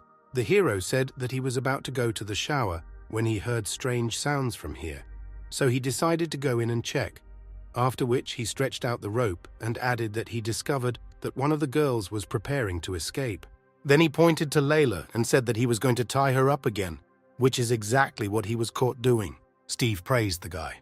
He then turned his attention to the girl, saying that when their boss returned, he would deal with her first. Leaning towards the man, Michael said that it was unknown when their leader would return and suggested that they themselves have fun with her until that time, after which they would say that the girl was accidentally killed during an escape attempt. He seriously thought about the hero's words. When Layla heard this, she thought that the guy had deceived her after all. After weighing all the pros and cons, the smiling man said that the boy's words made sense. After that, Steve headed towards the tied-up girl. The hero was glad that Steve took his hook. Stopping in front of the girl and smiling smugly, he said that very soon she would personally recognize all his skills. With a smile, she looked behind him and asked if he wanted to try out his friend's skills on himself. After her words, Steve turned back in confusion. At the same moment, Michael put the blade of a dagger to his neck, asking what, in his opinion, was stronger, the guy's knife or the man's neck. Without waiting for an answer, the hero cut his neck. The girls watched in amazement as the dead body of one of the Legion members fell in front of them. After that, he again began to untie Layla's ropes, telling them to wait here. As soon as they heard the explosion, they should immediately rush to the exit. Once free, she asked if his main reason for getting here was to save them. Handing her a pistol, the hero replied that the Legion had started an unequal game with him, and he was obliged to put them in their place. Then he turned around and headed for the exit, saying goodbye, that if she got into trouble again, he would not save her. The girl snorted in embarrassment, answering that she did not need his help in the future. Immediately after that, she began to untie the other girls, listening to how heroic the act of the departed guy was. When Layla asked whose side they were on, the dark-haired girl replied that naturally, they would be on the side of their savior. Every now and then she was distracted from their conversations, thinking about whether the hero would succeed, because there were more than 1,000 people in the camp. At the same time, 2 men were patrolling the camp area. They both argued about which of them was more tired. When steps were heard nearby, the men perked up and began to peer towards the stranger, asking who was there. Michael approached and told them the false name of their comrade-in-arms, whom he had killed earlier. Having complained about the burden of carrying out the night watch, he took out a pack of cigarettes, asking if anyone had a lighter. The men also asked him for one when he mentioned that cigarettes help ward off drowsiness. And then a couple of seconds later, his request was fulfilled. The man holding the lighter said that the hero was more handsome than before. Grinning, Michael replied that he had always been handsome. When the man realized that there was a stranger among them, he became furious. But he didn't have time to do anything. The guy cut their necks with lightning speed. Looking around, he was pleased with the work. His plan was approaching the most interesting part. Surrounded a few meters away from him were a dozen dead bodies. Sometime later, he approached the gate, on which there were 2 guards. The hero only had to get rid of them so that others could freely enter inside. Michael approached them using the same script, asking for a lighter. It seemed strange to him that they did not react to him in any way, and he came close to one of them. The guy realized that they were dead when the bodies collapsed to the ground and a pool of blood began to appear near them. As he examined the body, he realized that he was not the only one who had gotten inside. Suddenly, a girl appeared behind him. Approaching him, she told him to be silent. Then she put a knife to his throat, adding that if he started playing tricks, he would die immediately. Without removing the blade, Alicia told him to turn to face her. Michael complied with her request and, raising his hands in a sign of reconciliation, asked who she was. He noted that the girl was very smart and careful because he did not even notice her approach. Alicia replied that first the guy should tell her his name. He asked why on earth he should do this. She looked at him for a few seconds. Then she moved behind him, aiming at his neck, saying that his life was in her hands. But the hero managed to protect his body before the blade pierced his neck and with a smile asked why such thoughts suddenly settled in her head. Noticing the girl's stupor, he jumped away from her to a safe distance. She asked in confusion what awakened ability he had that allowed him to block her attack. Michael replied that this information was of absolutely no use to her, after which he attacked the girl. Alicia dodged his blade, jumping back. Once at a safe distance, she said that they would definitely see each other next time. Immediately after these words, the girl disappeared in a cloud of smoke. Michael reminded himself that his main task was to destroy the camp, so there was no point in chasing after her. He straightened his cloak and turned in a different direction. A few seconds later, an explosion was heard behind him, through which the guy heard the voice of Alicia, who left him such a bright farewell gift. The hero covered his face with his sleeve so as not to inhale smoke. Everyone in the camp perked up and raised the alarm. Michael immediately contacted the girls, saying that he had been found out and they needed to move to Plan B, after which he instructed them to run into an ambush in advance, and he would lure them there. Alice listened to him and agreed to the new plan. Having ended the conversation, she reported the information she had received to the others. Mina laughed happily, glad that it was finally time for her rocket launcher, which she had received from Michael. Having collected everything they needed, the girls headed to their truck. The hero was running at full speed at that time, leading his pursuers into a trap. Sometime later, he contacted Alice again, asking if everything was ready. She confirmed their readiness and said that there was no reason to worry. Mina was already looking forward to using her favorite rocket launcher. Linda at that moment worried about the hero, praying that he would not get hurt. A minute later, Michael contacted them again, saying they could get started. As soon as their targets appeared in sight, the girls began active combat operations, getting rid of their enemies. One of the guys turned around to warn that there were snipers and they needed to retreat. Smiling, Mina said that there are not only snipers here. Then she launched a projectile from her baby towards them.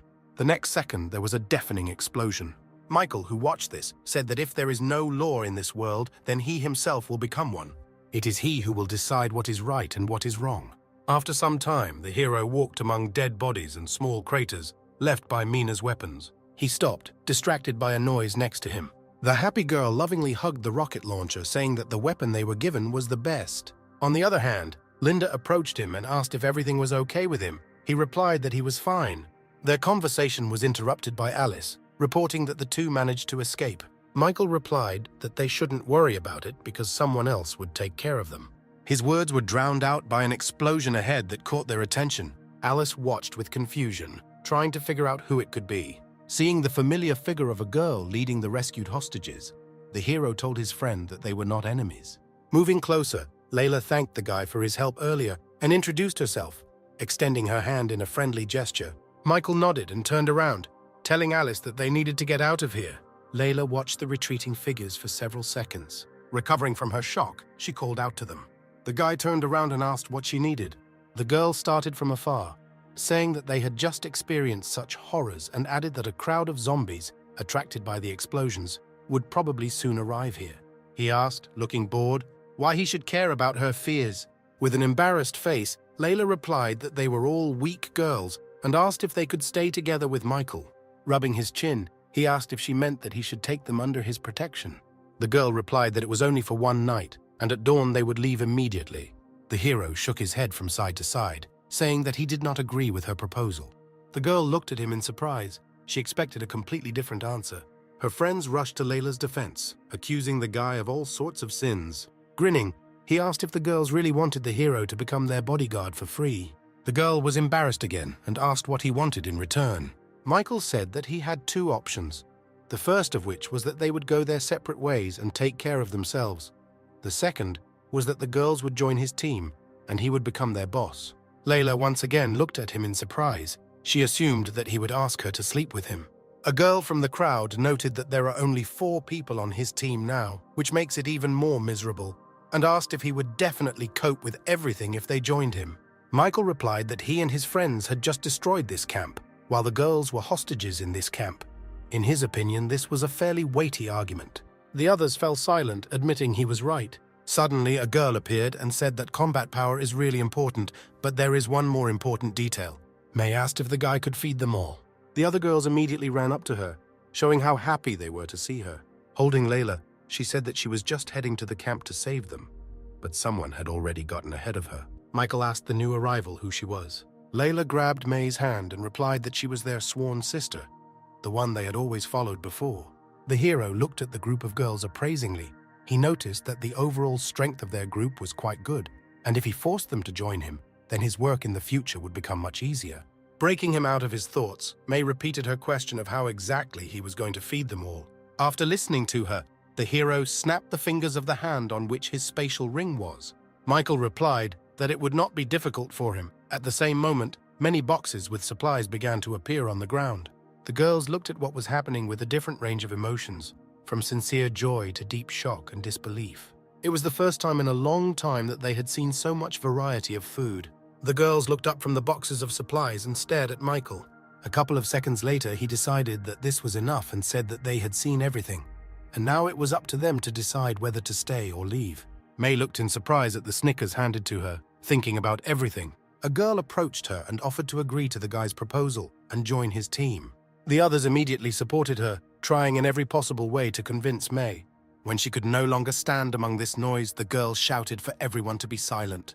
As soon as her request was fulfilled, she pointed to Michael, stipulating that in addition to all these supplies, each of them should receive 1,000 cartridges every day. He replied that he was ready to give them 2,000 rounds of ammunition, but they must obey him unquestioningly, otherwise he would kick them out. As for supplies, he can guarantee that he will provide them with salt for every meal. The girls will have to work hard to get the rest. May liked his conditions and agreed to join him because not every belle is ready to provide the opportunity to consume salt during every meal. The girls watched with joy as the two leaders shook hands to seal the deal.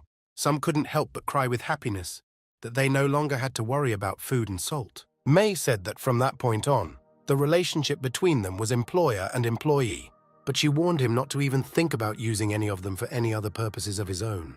Michael grabbed the girl by the neck and said threateningly that the first thing she should remember is to never talk to him in such a tone.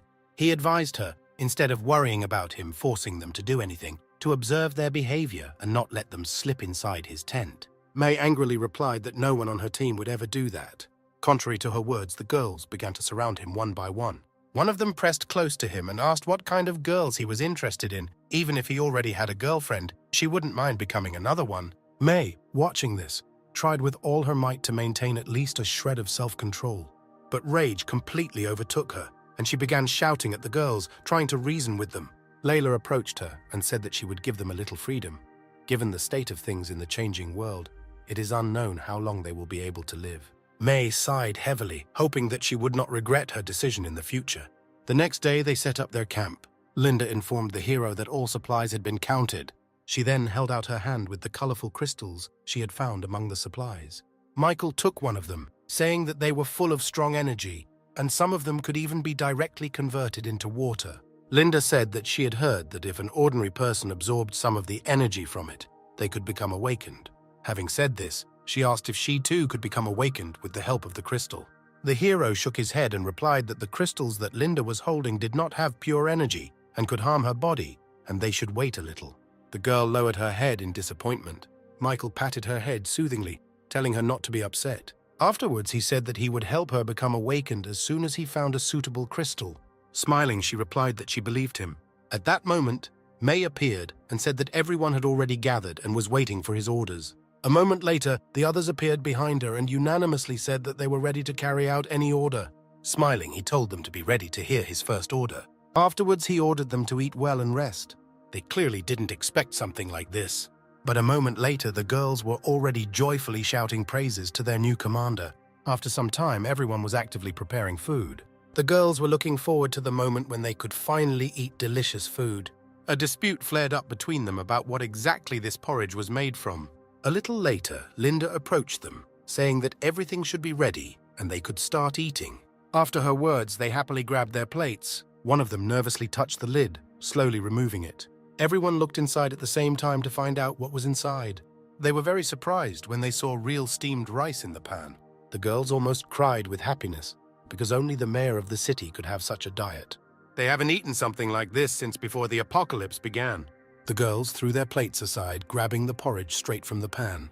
Linda came up and said that they shouldn't be in such a hurry because now they would bring more dishes and there would be enough food for everyone. One of them looked up from the pan and asked what dishes we were talking about. Smiling, Linda replied that it would definitely be something delicious. The girls began to wonder what it could be. A few minutes later, Mina and Alice appeared, carrying another huge pot of food. Approaching the others, they stopped and finally put the food on the ground. Alice took off the lid, saying that it was boiled cabbage with spices. The girls were surprised that Michael allowed something expensive to be used as spices for them. They hesitated as they looked inside. Mina asked in confusion what they were waiting for, because if the food cools down, it won't be as tasty. After her words, the girls lined up to get their portion of this dish. For Claudia, this dish reminded her of her mother, who loved to cook cabbage rolls with peppers. She barely managed to hold back tears when she spoke about the tragic death of her mother. The other girls looked at her with sympathy. Linda, who was listening, also had tears in her eyes, realizing how much this poor girl had to go through. She couldn't help herself and hugged Claudia, trying to console her. The girl said that from now on they are her new family. Michael, at this time, was watching the camp while sitting near the mountain a little further away, holding a cigarette in his hands. He wondered when the apocalypse would finally end. Several hours later, they arrived again at a bridge overrun with zombies. The hero said that their first goal is to destroy the zombies on this bridge and pass through it. After his words, the girls seemed excited. They were worried because there were so many enemies, and it would be very difficult to fight in such an area. Layla approached and said that they would carry out his order. Deep down, she was sure that it would not be difficult to complete this task together with Michael, who single-handedly dealt with the entire camp. Contrary to her expectations, he said that this time he and the rest of his old group would not participate in the battle, and they would have to deal with all the zombies on their own. The girl looked at him uncertainly and asked the reason for his decision, because if he wasn't there, they wouldn't be able to cope with everyone. Michael didn't let her finish and said that he just wants to see how strong they are without him. He had already given what he promised them. Now it's their turn to prove their worth to him. As he walked past Layla, he continued, saying that if they couldn't even handle that, then there was no point in him keeping the trash around. The girl asked in confusion how he could say such things about them. May, who was standing nearby, interrupted her, saying that Michael was completely right and she shouldn't be hysterical about it. She reminded her that there is no free lunch and everything has a price. Layla sadly lowered her eyes, explaining that the guy's words sounded too rude, and because of this she could not restrain herself. May tapped her on the shoulder and told her that he was a boss who paid her money for what she did, and she shouldn't care how he treated her. Then she shouted that it was just a bunch of dead people that they could easily deal with. Her motivational speech had an effect, and everyone was now filled with determination to go into battle. The girl then pointed to the approaching crowd, telling everyone to follow her. Linda worriedly asked Alice if everything would be all right with these girls. She replied that they did not have much fighting power, and there was a possibility of injury, or even death. Michael, standing to the side, took out another cigarette. Inhaling tobacco smoke, he said that in this world it is impossible not to suffer and not die, so it is better to taste the taste of suffering now than to suffer later. when the entire squad is completely destroyed. Mina, like the guy, lit a cigarette standing next to him and said that he was completely right. This is a world in which countless people die every day. Michael stared at the girl in bewilderment, dropping his cigarette somewhere on the ground. Having come to his senses, he snatched the cigarette from her mouth and said that children should not smoke and she should not copy his bad habits. Mina was angry that he called her a child again. Meanwhile, the girls were actively fighting the monsters. Shots and explosions were heard everywhere. Layla confidently dealt with her enemies, keeping May's words in her head. Michael watched the efforts of his charges from above. May commanded her group to prepare grenades and throw them at the zombies on the front line. They couldn't afford for the zombies to gather together. Linda and Alice, who were watching with him, noticed that there were no losses among them yet and no one was injured. The hero agreed with their words, saying that they were actually doing a good job. At the same time, the giant zombie violently threw all those attacking him in different directions. Layla watched this in horror. A moment later, he rushed towards them. The girl froze in panic. She realized that if they did not do anything, a terrible end awaited them. May was amazed to see a mutant zombie here. At some point, he froze and let out a terrifying roar. Then he took off from the ground with lightning speed, disappearing from the place where he was a second ago. The zombie was intent on attacking its victims. When he hit the ground a few meters from the hidden group of girls, all the standing cars were thrown in different directions by a powerful stream of wind. The girls also failed to stay on their feet and were thrown back several meters. When it finally stopped, May pulled out a gun, saying that they should all shoot together to kill him. The next moment, everyone opened fire on her orders. The zombie covered his head with his hands, hiding from the bullets. Michael calmly watched this picture. Linda began to worry about the girls. It was obvious that they would not be able to contain the mutant zombie. Mina, who decided not to miss such a great opportunity, took out her baby and said that she could deal with the mutant with just a couple of shots. But the hero stopped her, causing her great displeasure. He explained that explosions from her rocket launcher could cause the bridge to collapse. Alice asked if the guy was going to help them, but he replied that no. He wanted to see how things would go. Michael reminded her that May was also an awakened one. He was waiting for her to finally show what she was truly capable of. At the same time, Layla approached May and reported that the zombie's defenses were too strong and they could not stop him without proper fire support. After listening to her, the girl replied that she would personally deal with this monster. After that, she stepped forward and activated her awakening ability, strengthening her body with the help of the earth. She said that the others could take care of other zombies for now, after which May rushed at the enemy. The mutant zombie put his fist forward to strike. The next moment, their fists collided. From the clash of their forces, strong gusts of wind spread in all directions. When everything calmed down, the zombie stood in a deep crater, and the girl jumped away from him to a safe distance. She was forced to admit that the monster was too strong. Without giving her a chance to rest, the mutant attacked her again. May had no choice but to gather her last strength in her fist to deflect the blow. The moment their fists met, streams of wind emanated from them again, demolishing everything in their path. But at some point, the zombies prevailed. May flew back several meters. Her blows did only a small amount of damage to the zombies. When the dust began to settle to the ground, a girl appeared, trembling with fatigue and pain. She coughed up blood for a few seconds. May did not understand why this mutant had such a strong gap in strength with ordinary zombies. The enemy once again swung at her. Layla watched such a terrible scene with a sinking heart. Linda also began to worry a lot about May. Michael rushed out of his seat to save the girl from imminent death. A couple of moments later, clouds of dust rose again from the zombies' impact. The entire view to the bridge was hidden. When Layla heard someone's suggestion about May's possible death, she, without holding back her emotions, began screaming for them to shut up. Other girls tried to stop her as she, armed with a grenade, headed towards the battle site to save her commander. When a silhouette appeared from the dust, one of the girls pointed in that direction, saying that May had survived. Michael made it in time and was now holding the exhausted girl in his arms. She asked why he was here because he said that he was not going to help them. The guy replied that he was worried that the bridge might collapse if they continued to fight like this. The girls breathed a sigh of relief when they noticed their commander in Michael's arms. Linda also calmed down. She was sure that if the hero was there, then there should be no problems. The mutant roared in rage. A moment later, he attacked his victim again. Michael managed to jump away from the powerful fist of his opponent. He landed on the ground a few meters away from the mutant after a few seconds. The hero released May when they were relatively safe. Afterwards, he told the other girls to take care of the victim while he personally dealt with this zombie. May grabbed his arm, stopping him. The girls who surrounded the guy began to dissuade him from such a rash idea. The hero stepped forward, saying that he was not going to waste his time here. He intended to cross this bridge today, and nothing would stop him. Michael fearlessly rushed forward, and the zombie, in turn, swung his fist at his target again. The hero was serious, and having activated his abilities, he prepared for the attack. The next moment, cutting gusts of wind flew from his blades.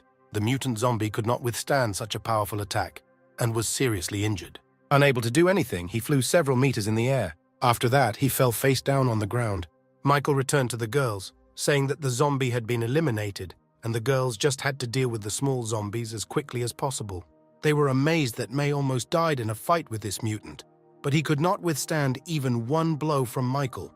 The girl thought that the only thing that distinguished her from this guy was a smaller amount of resources. She realized that she was very mistaken.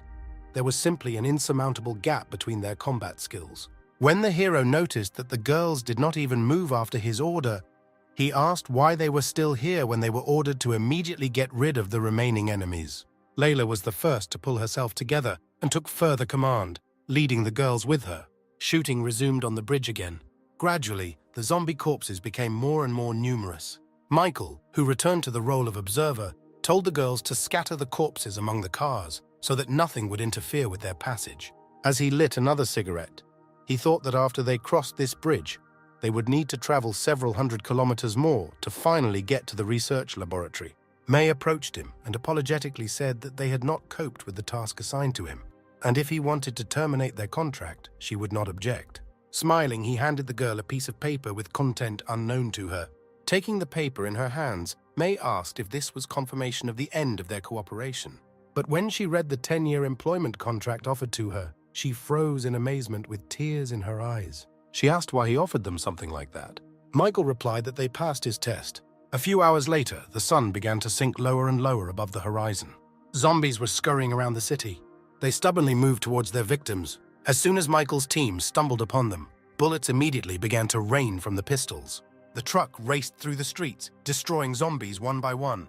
In another part of the city, zombie bodies were also actively falling to the ground. As soon as this place was protected, they headed to the collection point. Upon returning, May told Layla to take a couple of people with her and carefully inspect this city and make sure that there would be no more monsters here, after which she should send several to stand guard over the city. After listening to the order of her commander, the girl said that she would carry out everything and went to gather people. Immediately after this, she told Michael that they had made great progress and were now literally several thousand kilometers from the city of N. She wondered where they were going to and what they would do if they encountered a large group of zombies again. The guy, studying the map, replied that they would find out when the time came. After answering her question, he asked her to gather everyone after dinner.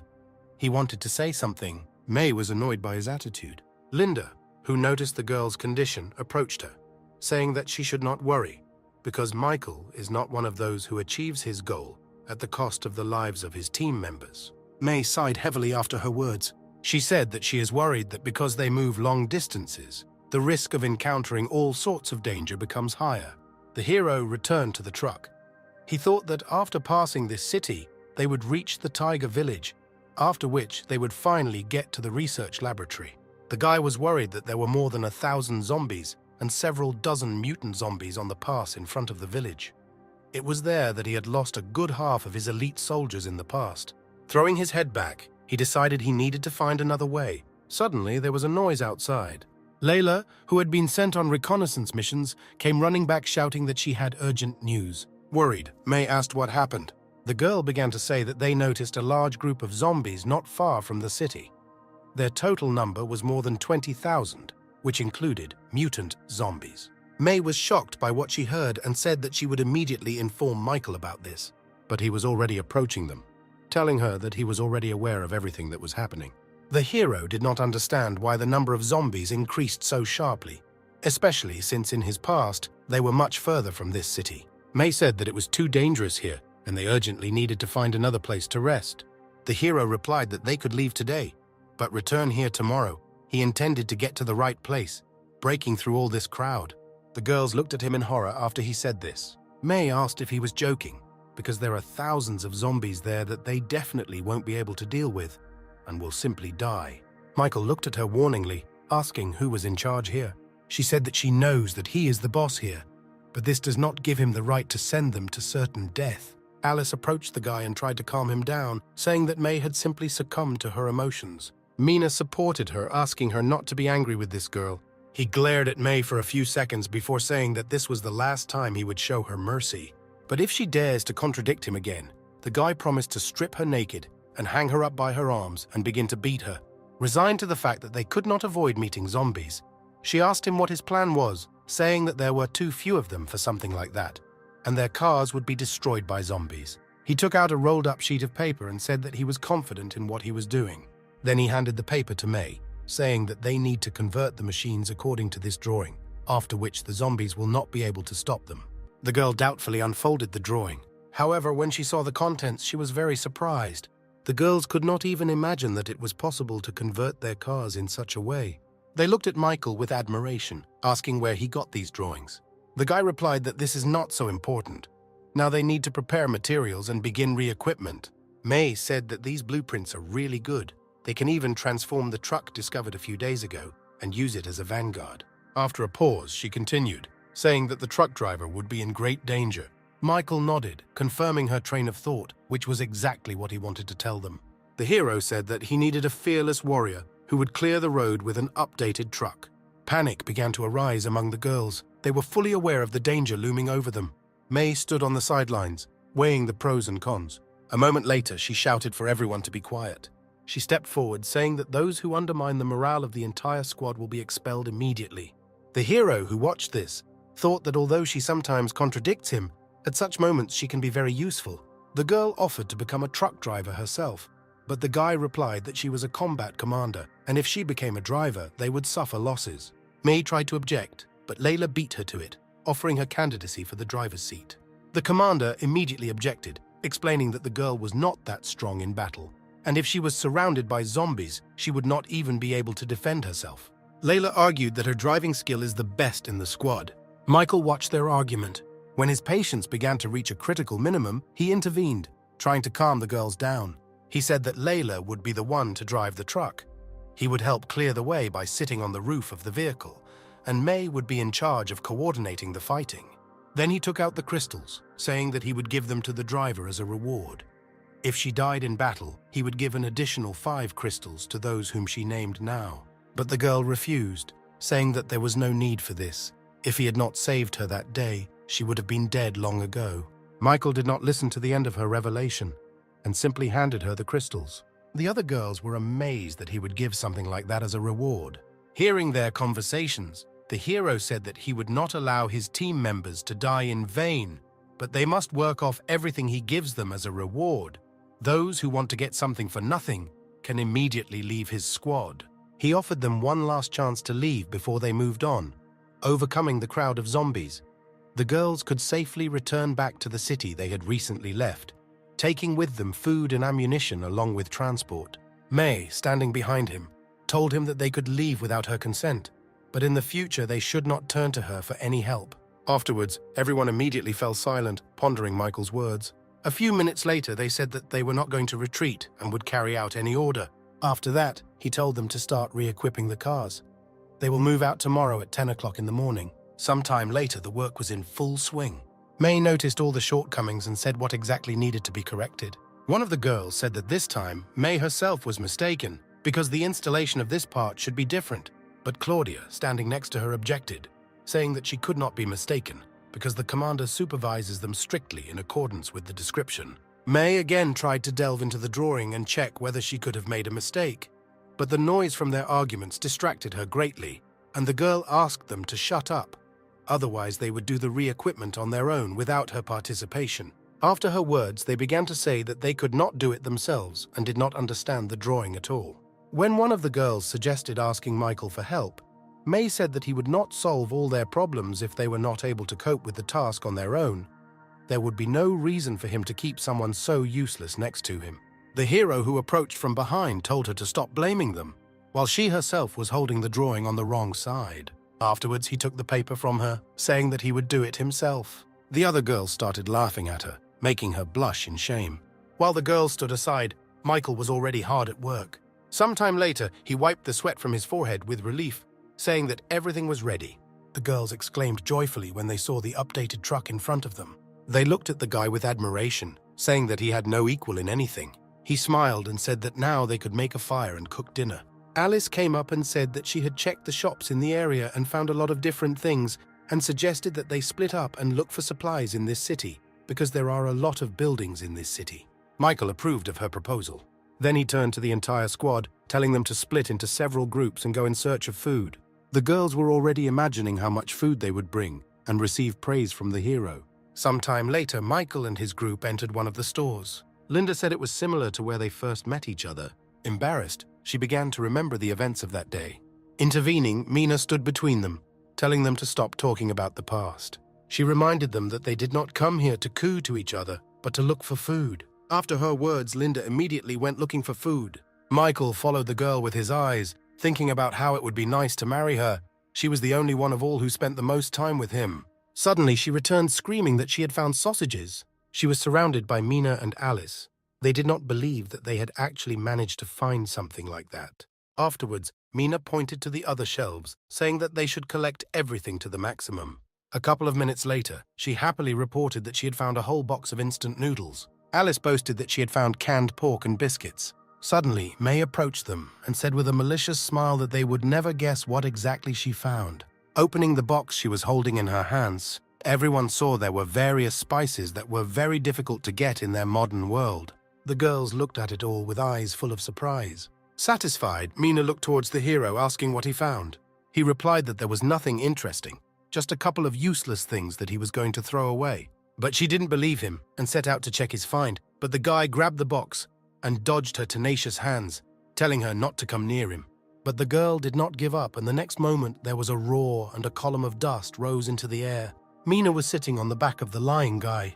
The girls who saw the dropped contents of this box were confused. There was a pile of women's underwear on the floor. Michael painfully said that he warned that these were useless things, but they didn't believe him. Alice, hiding a smile, asked how he managed to find this kind of thing. Mina came forward, calling the hero a pervert and accusing him of having unclean intentions towards her. He could not restrain himself and slapped her on the head, saying that she was just a child, and there could be no talk of any intentions. Linda intervened and saved the girl, reminding her that they needed to continue searching for food. Sometime later, everyone moved to search other stores in their area. Linda, who had lagged behind, turned to look at the box left there. She kept returning her thoughts to the underwear that interested Michael. The girl decided to take a few things from there, hoping that someday in the future she would have a chance to surprise the guy. She did not immediately notice someone else's presence. The girls sitting by the box looked at each other in surprise. Feeling awkward, they simultaneously said that they were giving in to each other, allowing each other to choose first. After exchanging glances, they again simultaneously said that they would keep this secret only between them. A few hours later, everyone returned to camp. They were glad that this city was full of food and they could eat well today. One of the girls was surprised to open the box and why there was underwear in this box, and so sexy at that. Layla approached her and, raising her finger to her lips, said that this was the taste of their boss. She brought this box here because Michael himself was embarrassed to admit it openly. The girl standing next to her offered to wear it and try to seduce him. Their conversation was interrupted by a message that dinner was ready, after which everyone ran up to Alice and Linda. When they were informed that today there would be noodles with ham, the girls looked into the pan with disbelief that they would eat meat. Afterwards, Michael came out to them and said that he had found something good. Mina asked with displeasure whether there were new sets of underwear inside. The hero looked at her with irritation, telling her to shut up. Then he took out a bottle of wine, saying that he found it in one of the cellars. They could warm up a little by drinking a little. Doubting his offer, May said that they still had to fight zombies and drinking alcohol was not the best idea in this situation. Michael said that there weren't that many bottles here. Everyone would get a little of everything, and by the morning everyone would have sobered up. May could only agree with him, but she warned the girls not to get too drunk. Everyone had fun pouring drinks for each other for a while. Michael sat alone, tormented by not the most rosy thoughts. He understood that many might not survive tomorrow, so he gave them the opportunity to relax today. Suddenly, someone approached him, breaking him from his thoughts. Layla sat down next to him and pressed herself against his hand, saying that he had done a lot for her. The only way she could repay him was to devote herself to him. The hero looked at the girl and said that she was drunk, but she replied that she was sober as a glass and just wanted to spend an unforgettable night with him. At that moment, the evil May appeared and asked what they were doing here. Layla pulled away from the guy, saying that they were just chatting. but Michael breathed out a sigh of relief, rejoicing at the salvation in the face of the girl who had come. May fell silent for a few seconds, still hovering over the couple. Afterwards, she hugged the hero, asking how Layla dared to take him for herself alone, and suggested that everyone should have fun together. The shocked Michael tried to unhook the girl from him, asking what was happening. Layla replied that her commander gets drunk from just one sip of wine. Suddenly, she went limp in his arms and began muttering incoherent things in her sleep. The next morning, Michael called everyone together to explain the next course of action. He said that Layla would drive ahead in a converted truck, everyone else would follow her, and no one could stop without his order. Then he turned to May, saying that while he would sit on the roof of the truck and help, she would command everyone else. Having measured everyone with a warning glance, he said that if anyone stops or chickens out, he will receive a direct shot in the head. May nodded, answering that she would not let her down. Again addressing everyone, he said that this is a battle of survival and they must do everything possible to achieve the goal and stay alive. Afterwards, he asked if everyone understood him. In response, the girls shouted in unison that everyone understood. The next moment, he turned around and said that in that case, they would move out. A few kilometers from the city, zombies finally appeared. A crowd of several thousand monsters was moving towards their goal. Giant zombies with piles of muscles were ready to destroy everything in their path, getting rid of obstacles. Another giant suddenly let out a piercing roar that spread throughout the entire area. Michael's squad was moving towards them, raising columns of dust behind them. Ahead, as planned, was a converted truck. Everyone else followed immediately behind him. Michael himself was sitting on the truck. Finding the right moment, he shouted that Layla could begin. Immediately after that, she reached for the lever and pulled it down. The truck began to slow down. The hero smiled bloodthirstily. He was wondering what was stronger, namely the zombie's body or his knife. Having noticed their new victim, the zombies were ready to attack. But the hero's blade turned out to be faster. He cut off the heads of dozens of monsters with lightning speed. The truck moved, leaving behind the dead bodies of opponents. Those who were not reached by Michael's blade were mercilessly knocked down by the car. Thus the hero and Layla made their way. A couple of moments later, the truck stopped, driving into a crowd of zombies. Other cars also stopped. Layla tried her best to destroy as many zombies as possible. Alice, right behind her, was glad that their plan had so far progressed without any casualties. Others shared her thoughts, admiring Michael's strength. But a moment later, May climbed out the window of her car, telling everyone except the drivers to start killing the zombies. Immediately after her words, everyone began to take action. Thanks to the cannons built into the machines, they were able to attack from a safe distance. May said that with so many opponents, they don't even need to aim at them, but just shoot. The giants began to roar, preparing to attack. Those closest to the truck rushed forward to remove the obstacle. Michael was already ready for their attack and was waiting for the right moment. Excited, Layla shouted that mutant zombies were approaching them. The hero told her to resume movement and move only forward and activated his ability. He then pushed off from the roof, leaving deep cracks on the surface. Michael fearlessly attacked his enemies. He moved through the zombies with lightning speed, cutting off their heads. A few moments later, he was already flying straight towards the mutants. May watched this picture in bewilderment. The guy's decision to fight 3 mutant zombies at once seemed crazy to her. She hoped until the last moment that the guy would come to his senses and stop at the last moment. The next moment, the mutants attacked him. Michael himself was determined and had no intention of backing down. He activated his abilities when the zombies' claws were about to overtake him. Having collected enough energy, the hero used the airblade. The body of the first monster began to become covered with cuts from the technique the guy used. A mutant zombie located a little further away also received significant damage. The latter suffered the same fate as the other 2. Michael stood breathing heavily. This technique took a lot of strength from him. A second later, the zombies let out a death roar, after which they began to crumble into pieces in front of him. To everyone's surprise, the guy actually managed to defeat 3 mutant zombies single-handedly. It was the first time the girls had seen such a strong ability in an awakened one. Claudia, who was driving, said that following him was the best decision they had ever made. At the same time, Michael continued to clear the road, destroying small zombies. Dripping with sweat, he shouted for the others to speed up. After his words, the girl immediately switched the handbrake to another position. Layla was determined to do her best. The truck accelerated and began to crush the obstructing zombies. At this time, the hero made his way into the thick of the crowd, getting rid of the zombies. Cutting down another enemy, he noted that they should have already overcome more than half of this endless crowd. The guy was sure that a little more and they would finally get out of here. Suddenly turning around, he froze in horror. A mutant zombie was flying from the mountain straight towards the truck. His impact on the surface caused the car to flip over and fly several meters away. When the dust settled to the ground again, Michael approached the zombie that had so suddenly appeared. Turning his attention to the overturned truck, he stopped. The injured Layla pronounced his name with all her strength. The hero stood unable to move. He did not believe that this really happened. Other cars also stopped. The girls were going to help the girl. But Michael shouted that they should not dare stop and, having changed formation, continued further movement. He ordered Mina to clear the way with a rocket launcher. At the same time, the guy would save Layla on his own. May, with tears in her eyes, told them to obey his orders. If anyone dared to disobey, she would personally shoot them. After this, the cars began to move again. The girls trusted Michael, and holding back tears of bitterness, got rid of the zombies. A few moments later, the last truck rushed past the hero, left alone with the mutant.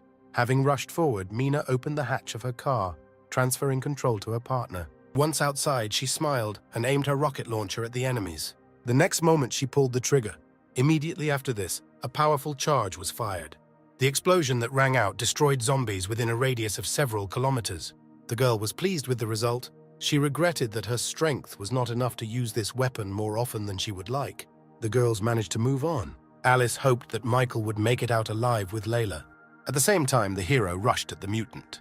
The zombie did not move, hanging like a rock over the enraged guy, who was rapidly closing the distance between them. The hero gathered his last strength and used the windsword again. It was difficult for him to control his emotions when his comrade was again on the verge of life and death. Having finished with the mutant, he ran to the truck to check the girl's condition. She was still conscious and told the guy to run away from here, leaving her because she could no longer feel her legs. Layla extended her trembling hand to him. Touching his face, she said that if the world had not ended, then perhaps they could be together. Then her hand fell exhausted to the ground. He cried out her name with tears in his eyes, hoping that the girl would regain consciousness. Having no success, he began to pull her out of the truck. Michael could not let her die like that. Half an hour later, the sun gradually dropped behind the mountains, giving us the opportunity to enjoy the last rays. The crowd of remaining zombies inevitably approached the lying truck. With great effort, Michael managed to pull the girl out. After activating his abilities, he moved towards the zombies with Layla in his arms. By morning, the girls finally overtook the tiger village. Once inside, Linda got out of the car and began to look around. Others were worried that the hero was still missing. Some suggested that he might have died while facing a crowd of zombies alone. A sudden shout caught everyone's attention. Linda tearfully said that Michael couldn't have died, and he and Layla were fine. She then headed to the truck, saying that she would go find them on her own. Alice, who was standing next to her, grabbed her hand, stopping her. She said she would die if she went there. Linda snatched her hand away, screaming that she had to find Michael at any cost. The girl said that if something happened to him, she would not be able to live further. Alice froze when she heard her words. After that, the other girls supported Linda, saying that they would also go on a search. They were filled with hope that the hero might still be alive. May ordered everyone to get into their cars, and they immediately set off to look for him. She was sure that they would all end if Michael died. Mina, who was standing on the truck, looked into the distance and suddenly told the girls to stop. It seemed to her that someone was approaching them. The girl pointed somewhere into the distance, where the outlines of two figures could be seen. A few minutes later, everyone saw a battered Michael carrying Layla in his arms. The girls couldn't believe their eyes. May froze with tears in her eyes, watching the approaching guy. The guy slowly lowered the unconscious girl to the ground under the surprised looks of his squad members. Immediately after this, Linda ran up to the hero, hugging him. He pushed her away, saying that he was fine. There was something more important now. May came up and asked about Layla's condition. Michael replied that several pieces of glass had hit her, and the girl had lost a lot of blood. She urgently needed help. One of the girls raised her hand, saying she could help. Nana came forward and said that she used to be a medical student at the university. May turned to her, asking her to save Layla. After examining the victim, she reported that she was in critical condition. The glass got into her internal organs, and now she most likely had internal bleeding. She would not be able to hold out for long. Frowning, Michael asked about the likelihood of saving Layla's life. Nana sadly replied that with professional surgical equipment there would be a chance, but in their conditions this is impossible. The others also fell down at her words. May began to burst into bitter tears, thinking that it would be better if she took the driver's seat. She just had to insist on her own. Lighting a cigarette, Michael told everyone to stop crying. He knew a way to save Layla. Turning their attention to him, the girls asked how exactly he was going to save her. The guy replied that he would explain this later, and ordered that a tent be set up for him immediately. The girls immediately ran to carry out the order. After he landed next to Layla, he suggested that the regeneration crystal would help restore damaged organs. If the crystal's energy was not enough, then he would have to use his own to save her. A couple of minutes later, May ran up to him, informing him that the tent was ready. The hero headed there, taking the girl in his arms and warning that no one should go inside. The members of his squad looked after him in surprise. They tried to understand how exactly he was going to treat Layla in the absence of medical instruments. Suddenly, May sat down on the ground and said that they would stay where they were and wait, trusting Michael. She believed with all her might that Layla would live. Meanwhile, the guy went inside the tent and put the girl on the table. Taking the crystal in his hands, he hoped that his energy would still be enough, and he would not have to add his own. He then applied it to the chest area, releasing its energy. A moment later, the girl began to make painful moans. These sounds could also be heard outside. The girl standing nearby once again froze in surprise, listening to Layla's moans. When May heard whispers of various assumptions about what was happening inside, she turned to everyone and said that this was just a treatment and not what they imagined. A few minutes later, the crystal turned black, and Layla, through her moans, asked not to stop. Michael's fears came true. The crystal's energy was not enough to heal her completely. He would still have to use his own energy, which the guy really didn't want to do. Sighing heavily, he placed his hands, shrouded in radiance, on the girl. He was obligated to help her no matter what. After that, her moans became even louder, echoing throughout the entire camp. Linda, blushing, did not think that anyone would beat her to capturing Michael's attention. The equally embarrassed girls looked at May incredulously, saying that, judging by the sounds coming to them, they were definitely not doing treatment inside. The irritated girl replied that they could not keep their mouths shut, they should get on with their work. Although the other girls had gone their separate ways, May was tormented by the question of what exactly the hero was doing inside, that such sounds were coming from there. Linda approached her and said that they shouldn't invent anything extra for themselves because Michael was simply treating Layla. Suddenly, a hand stuck out from the tent, opening the entrance. The next moment, a completely healthy and happy Layla and an exhausted guy came out, who lit another cigarette. Looking at them, May and Linda had no doubt that these two had slept together. Noticing the strange expression on their faces, Michael asked what happened to them. May, blushing, voiced the assumption that had visited her earlier about what they were doing inside in order to make sure of its veracity. Layla, no less blushing, asked how such a thing could come into her head. She explained that the hero was simply treating her with a life crystal, which was completely different from what they thought. After her words, Linda exhaled with relief. Annoyed, Michael asked what they were thinking. Afterwards, he ordered everyone to get into their cars. They needed to leave here immediately. The girls immediately ran to carry out his order. Linda, who remained next to him, wanted to thank the guy for the help he provided. Without turning around, he replied that he saved her because she was his teammate. Then he moved forward, saying that the girl should get into the car if she did not want to stay here. She sighed, sadly looking after him. She was saddened by his words that she was just his teammate. They moved non-stop for several hours along the mountains. After many hours of grueling travel, Michael and his boys finally reached the village of Two Rivers. The girls got out of the cars, enjoying the fresh air. They were interested in how the hero managed to find such a wonderful and safe place. Michael himself thought that he had finally returned to the place where he was born and raised after so many years. May approached him and asked what they would do in this village. Turning to her, he replied that they were not far from their final destination, so now they should all rest and gain strength, then asked her to take several people to look for something useful here. The girl asked if they should clear this place first because there might be zombies here. Taking out a cigarette, he replied that he was sure that they were not here.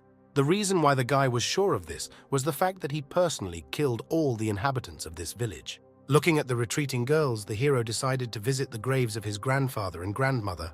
May and her partner approached the house where they decided to start the search. Once in the yard, she noticed spoiled vegetables, but she was alarmed by the fact that several years had passed since the end of the world, and it all should have rotted a long time ago. Looking at the front door of the house, the girl assumed that someone lived here after the onset of the apocalypse. She opened the door wider, stepping carefully into the room. Approaching the table, May noticed that there was not much dust here, and that someone lived here not so long ago. She took the diary lying there, hoping to find out information about its owner from there. May opened an entry from September 2020, which described that the grandfather of the owner of the diary became seriously ill, and the guy went to the mountain to get rare herbs. The next entry was a month later. It was written there that the guy's grandparents passed away last night. The next page was written in the 32nd year. The girl did not understand how this diary was written several years before. She began to leaf through the diary more actively. Suddenly, May noticed something that caught her attention. At the very bottom of the open page, she read that it was written a year after the end of the world by Michael. The surprised girl did not even notice someone approaching from behind. She was sure that this diary belonged to their boss. Now she was worried about who exactly he wanted to kill so desperately. The hero's voice, heard behind her, brought the girl back to reality. May turned around in fear, hiding the diary behind her back, and asked what he was doing here. The guy took a step forward and grabbed her hand, lifting it up along with the diary. He asked if she had read the contents. May lowered her eyes and replied that she had read quite a bit. She did not know that this thing belonged to him. Without holding back his emotions, Michael asked why she read it. He grabbed her by the throat and pressed her against the wall, saying that no one gave her permission to touch someone's personal belongings. Gasping for breath, she began to repent of what she had done. When she had almost no air left, her voice became weaker. Michael came to his senses, realizing that a little more and he would kill her. He loosened his grip, allowing the girl to sink to the floor. The hero took the diary, apologizing for succumbing to a rush of emotions. The guy headed towards the exit. The girl shouted an apology after him. Turning around, the guy said that she should remain silent about what happened. As May struggled to her feet, she thought that Michael had a rather difficult past. Sometime later, the guy climbed the mountain. He thought about his fallen comrades, with whom he fought shoulder to shoulder. The only thing left of them are old graves with wooden plaques. The hero took out a lighter and, deciding to do something for himself, lit a fire. He decided to get rid of the diary with his painful past. Michael vowed to survive for the sake of his fallen comrades at all costs.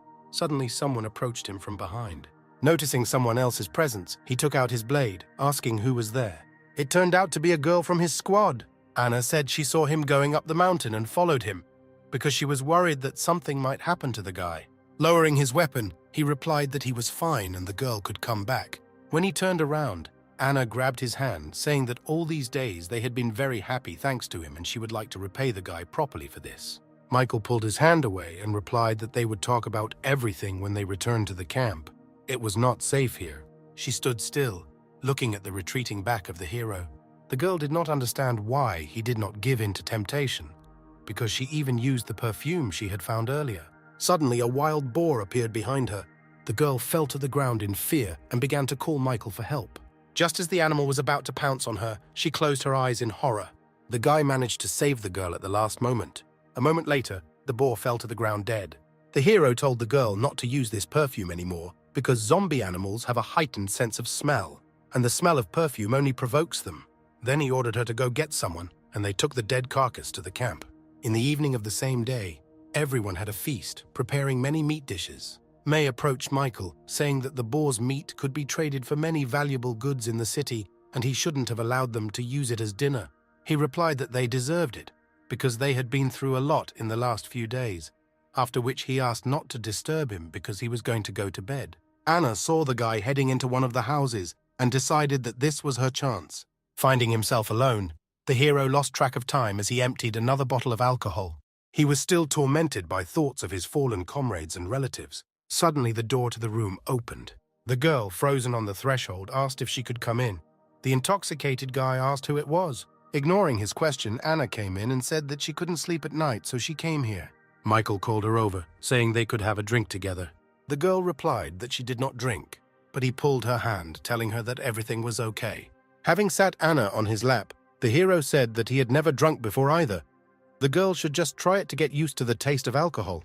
Blushing, she replied that it was too hot for her to be in his arms. He looked at her for a few seconds. Then he put the girl on the bed, hanging on top, and said that in this case he could help her undress. Sometime later, Michael, who had sobered up, nervously smoked a cigarette. He realized that he had made a mistake under the influence of alcohol. The girl woke up and hugged him around the neck, asking if she was his girlfriend now. Michael pulled away and stood up, answering that it was too late and she had better go back. Then he threw a crystal on the bed, saying that with this, Anna would be able to buy many things in the city. Disgruntled, she asks what he means by this action. The guy replied that he was very sorry. He was drunk, but he did not need a relationship. And looking at her, he continued, telling her to accept the crystal as compensation. If this is not enough for her, then he can give more. Anna jumped out of bed and in a fit of rage threw the stone onto the floor, breaking it. With tears in her eyes, she said that she did not need any crystals. Until that evening, she had never met anyone before. After her words, the hero turned to her again. He apologized, saying that he couldn't get a girl right now, and handed her a few more crystals, saying that he could give them to someone else if he wanted. Anna threw all the stones aside, saying that she didn't need anything from him. Then she ran out into the street. Michael thought that she shouldn't blame him for what happened, because in the modern world, everyone is ruthless towards each other. The upset girl ran deep into the mountains. Anna shed tears, accusing the guy of treating her in the most disgusting way. She no longer wanted to see him and decided to leave his squad. Suddenly, she was attracted by someone's screams. Anna stood up from her seat and headed towards the sounds, asking who was there. Claudia ran out to her, asking why the girl was not sleeping in the middle of the night. She was surprised to see only her, and asked who Claudia had just been talking to, because she definitely saw two silhouettes. She attributed it to the fact that the girl was too tired, and it could have been her imagination. But Anna insisted, saying that she definitely saw another girl with long blonde hair. Claudia anxiously grabbed her friend by the shoulders, saying that she should just admit that she didn't see anything here. Suddenly, the same blonde girl appeared behind Anna. She said that since the girl noticed her, she had no choice but to get rid of the witness. Anna turned in her direction with horror. The next morning, May told Michael that one of the girls was missing. He asked excitedly who was missing. When the guy heard that Anna was the missing person, he asked if any details regarding the missing person were known. May replied that the reason was unknown, but one of the girls was seen running away with tears in her eyes last night. She told her that she was going to return to the city where they began their journey. The hero said in bewilderment that she would not be able to break through the crowd of zombies alone, not to mention the distance. It seemed strange to May that the guy was so worried about Anna, because they had practically never communicated before. Michael told the girl to stay here with the others while he took the car and tried to get Anna back. May tried to stop him, saying that Anna had taken one of the cars last night and should now be hundreds of kilometers away. The irritated guy slammed his fist against the nearest wall. He didn't understand how she could act so rashly, because this was not a romantic fairy tale for her, where heroes save everyone but the real end of the world. The girl approached him, and in an attempt to calm him down, said that Anna was quite smart. Besides, they destroyed most of the zombies on the way here and nothing should threaten her life. He replied that he didn't care if she was safe or not. The guy was not going to force anyone to stay here, and Anna could go on all fours. Afterwards, he told May to gather everyone. They go to their final goal. After analyzing his reaction, she assumed that there was something between Michael and Anna. Several hours later, they were moving through a dense forest. Due to the lack of a road, Michael's squad had to leave their cars and make their way further on foot. When they came out into the clearing, the hero looked around and, referring to his memories, he found the right mountain, climbing which you can see the research institute. The hero noticed how the fog gradually began to thicken. May approached him, saying that they should stay close to each other, otherwise someone might get lost. Afterwards, he looked around and noticed that the girls were indeed staying in groups too far from each other. He was alarmed by what was happening. Last time this didn't happen. Michael shouted for everyone to get as close to each other as possible. If they noticed anything strange, they should report it immediately. Alice approached and reported that she felt powerful energy ahead, but it did not look like a zombie at all. May suggested going back, but he replied that they could not return, having come such a long way. The guy remembered that there were toxic miasmas here, but they did not pose a serious danger. Except for them, they had nothing to fear here. Having thought everything over, the hero said that May and Alice would go with him. The rest should stay here. When he and the girls walked further, an impenetrable fog surrounded them. Michael asked if Alice still felt that energy. She replied that the energy had become fuzzy, disappearing and appearing, and being everywhere at the same time. After listening to her, the hero said that this time, their opponent was not simple and they needed to be very careful. Then he turned to May, asking if she had found anything. But the girl just standing next to her disappeared. Michael turned to Alice, asking her to locate May, but she also disappeared. He was left alone in the thick fog. Deciding that the enemy was somewhere nearby, the guy pulled out a weapon, preparing to attack the unknown as soon as he revealed himself. He was sure that this fog was caused by the enemy's ability. Meanwhile, May found herself completely alone, not noticing where her companions had disappeared. She looked around, hoping that Michael and Alice were somewhere nearby. The girl became wary when she heard quiet steps from the other side. May turned around, hoping that it was someone from her team, but her expectations were shattered in the next moment. A large white deer emerged from the fog. He looked straight into her eyes with his blood-red eyes. The girl froze, afraid to move. Her sixth sense screamed at her about the danger lurking in this unusual animal. Alice tried to use her powers to find others, but due to the fog, all her attempts failed. Suddenly, she felt another presence behind her. When she turned around, she saw two bright scarlet rubies looking at her from the fog.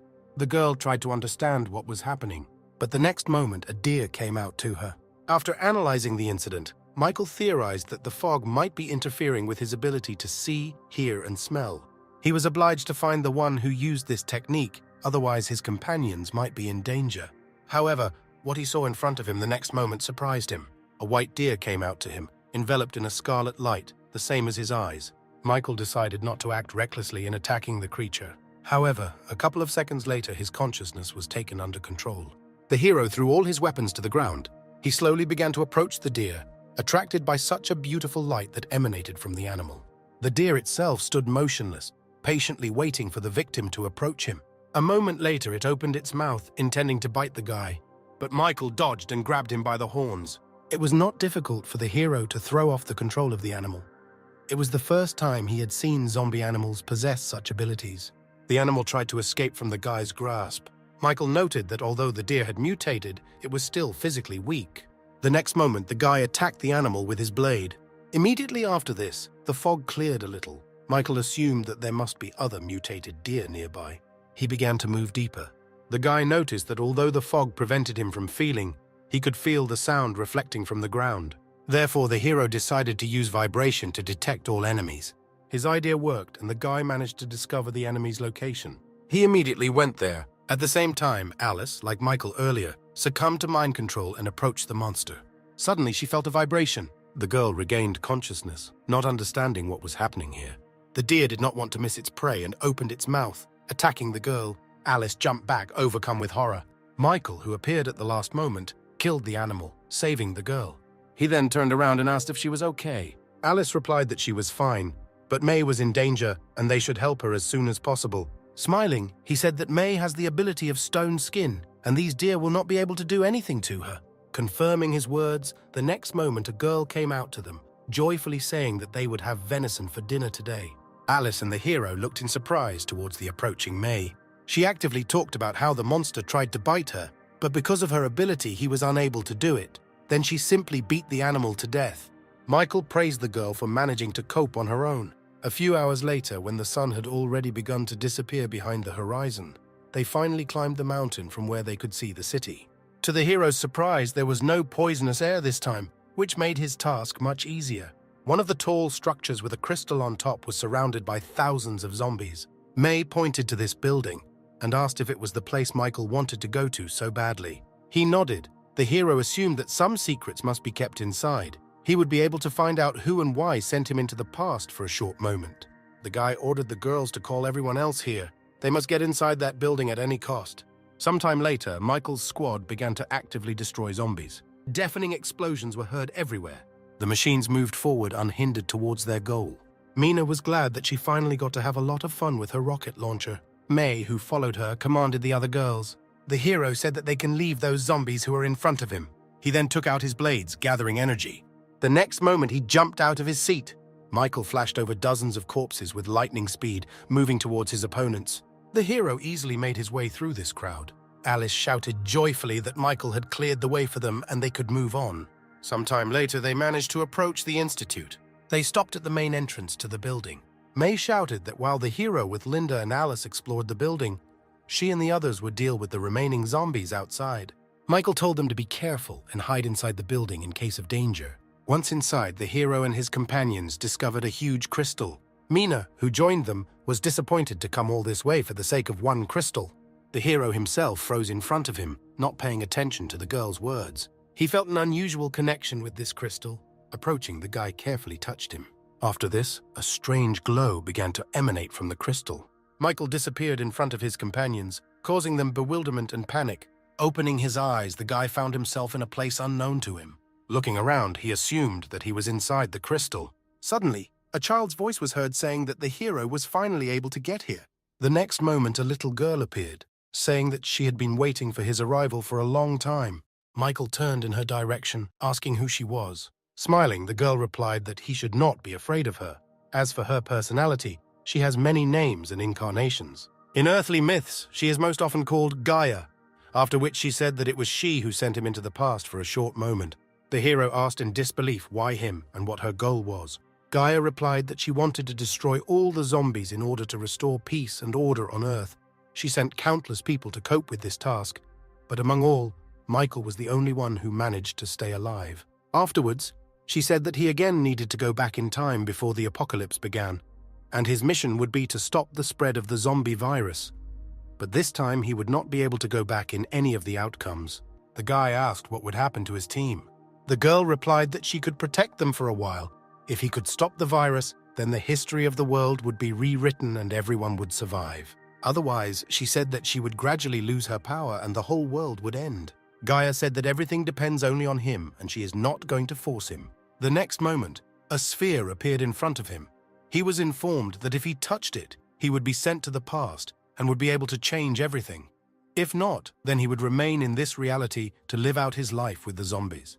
It didn't take the guy long to make a decision. He touched the sphere, saying that he wanted to change everything. The next moment, Michael disappeared, and Gaia wished him luck, hoping that he would succeed, because she used her last powers, giving him the opportunity to save the world. The hero returned to the world before the start of the apocalypse. The window at the supermarket where he first met Linda was still broken. The girl herself stood in front of the store where she worked. She thought about the guy who saved her from the bandit a few minutes earlier. Linda hoped that she would be able to thank him when he left the warehouse. Literally, the next second the door opened and a guy came out, telling her his name. The girl said that he spent quite a long time in the warehouse and was already starting to worry. Michael approached and said that he was looking for one very important thing, and she need not worry. Then he took Linda by the hand, saying that it was time for them to leave here. When the surprised girl asked where they were going, he answered with a smile that they were going to save the world.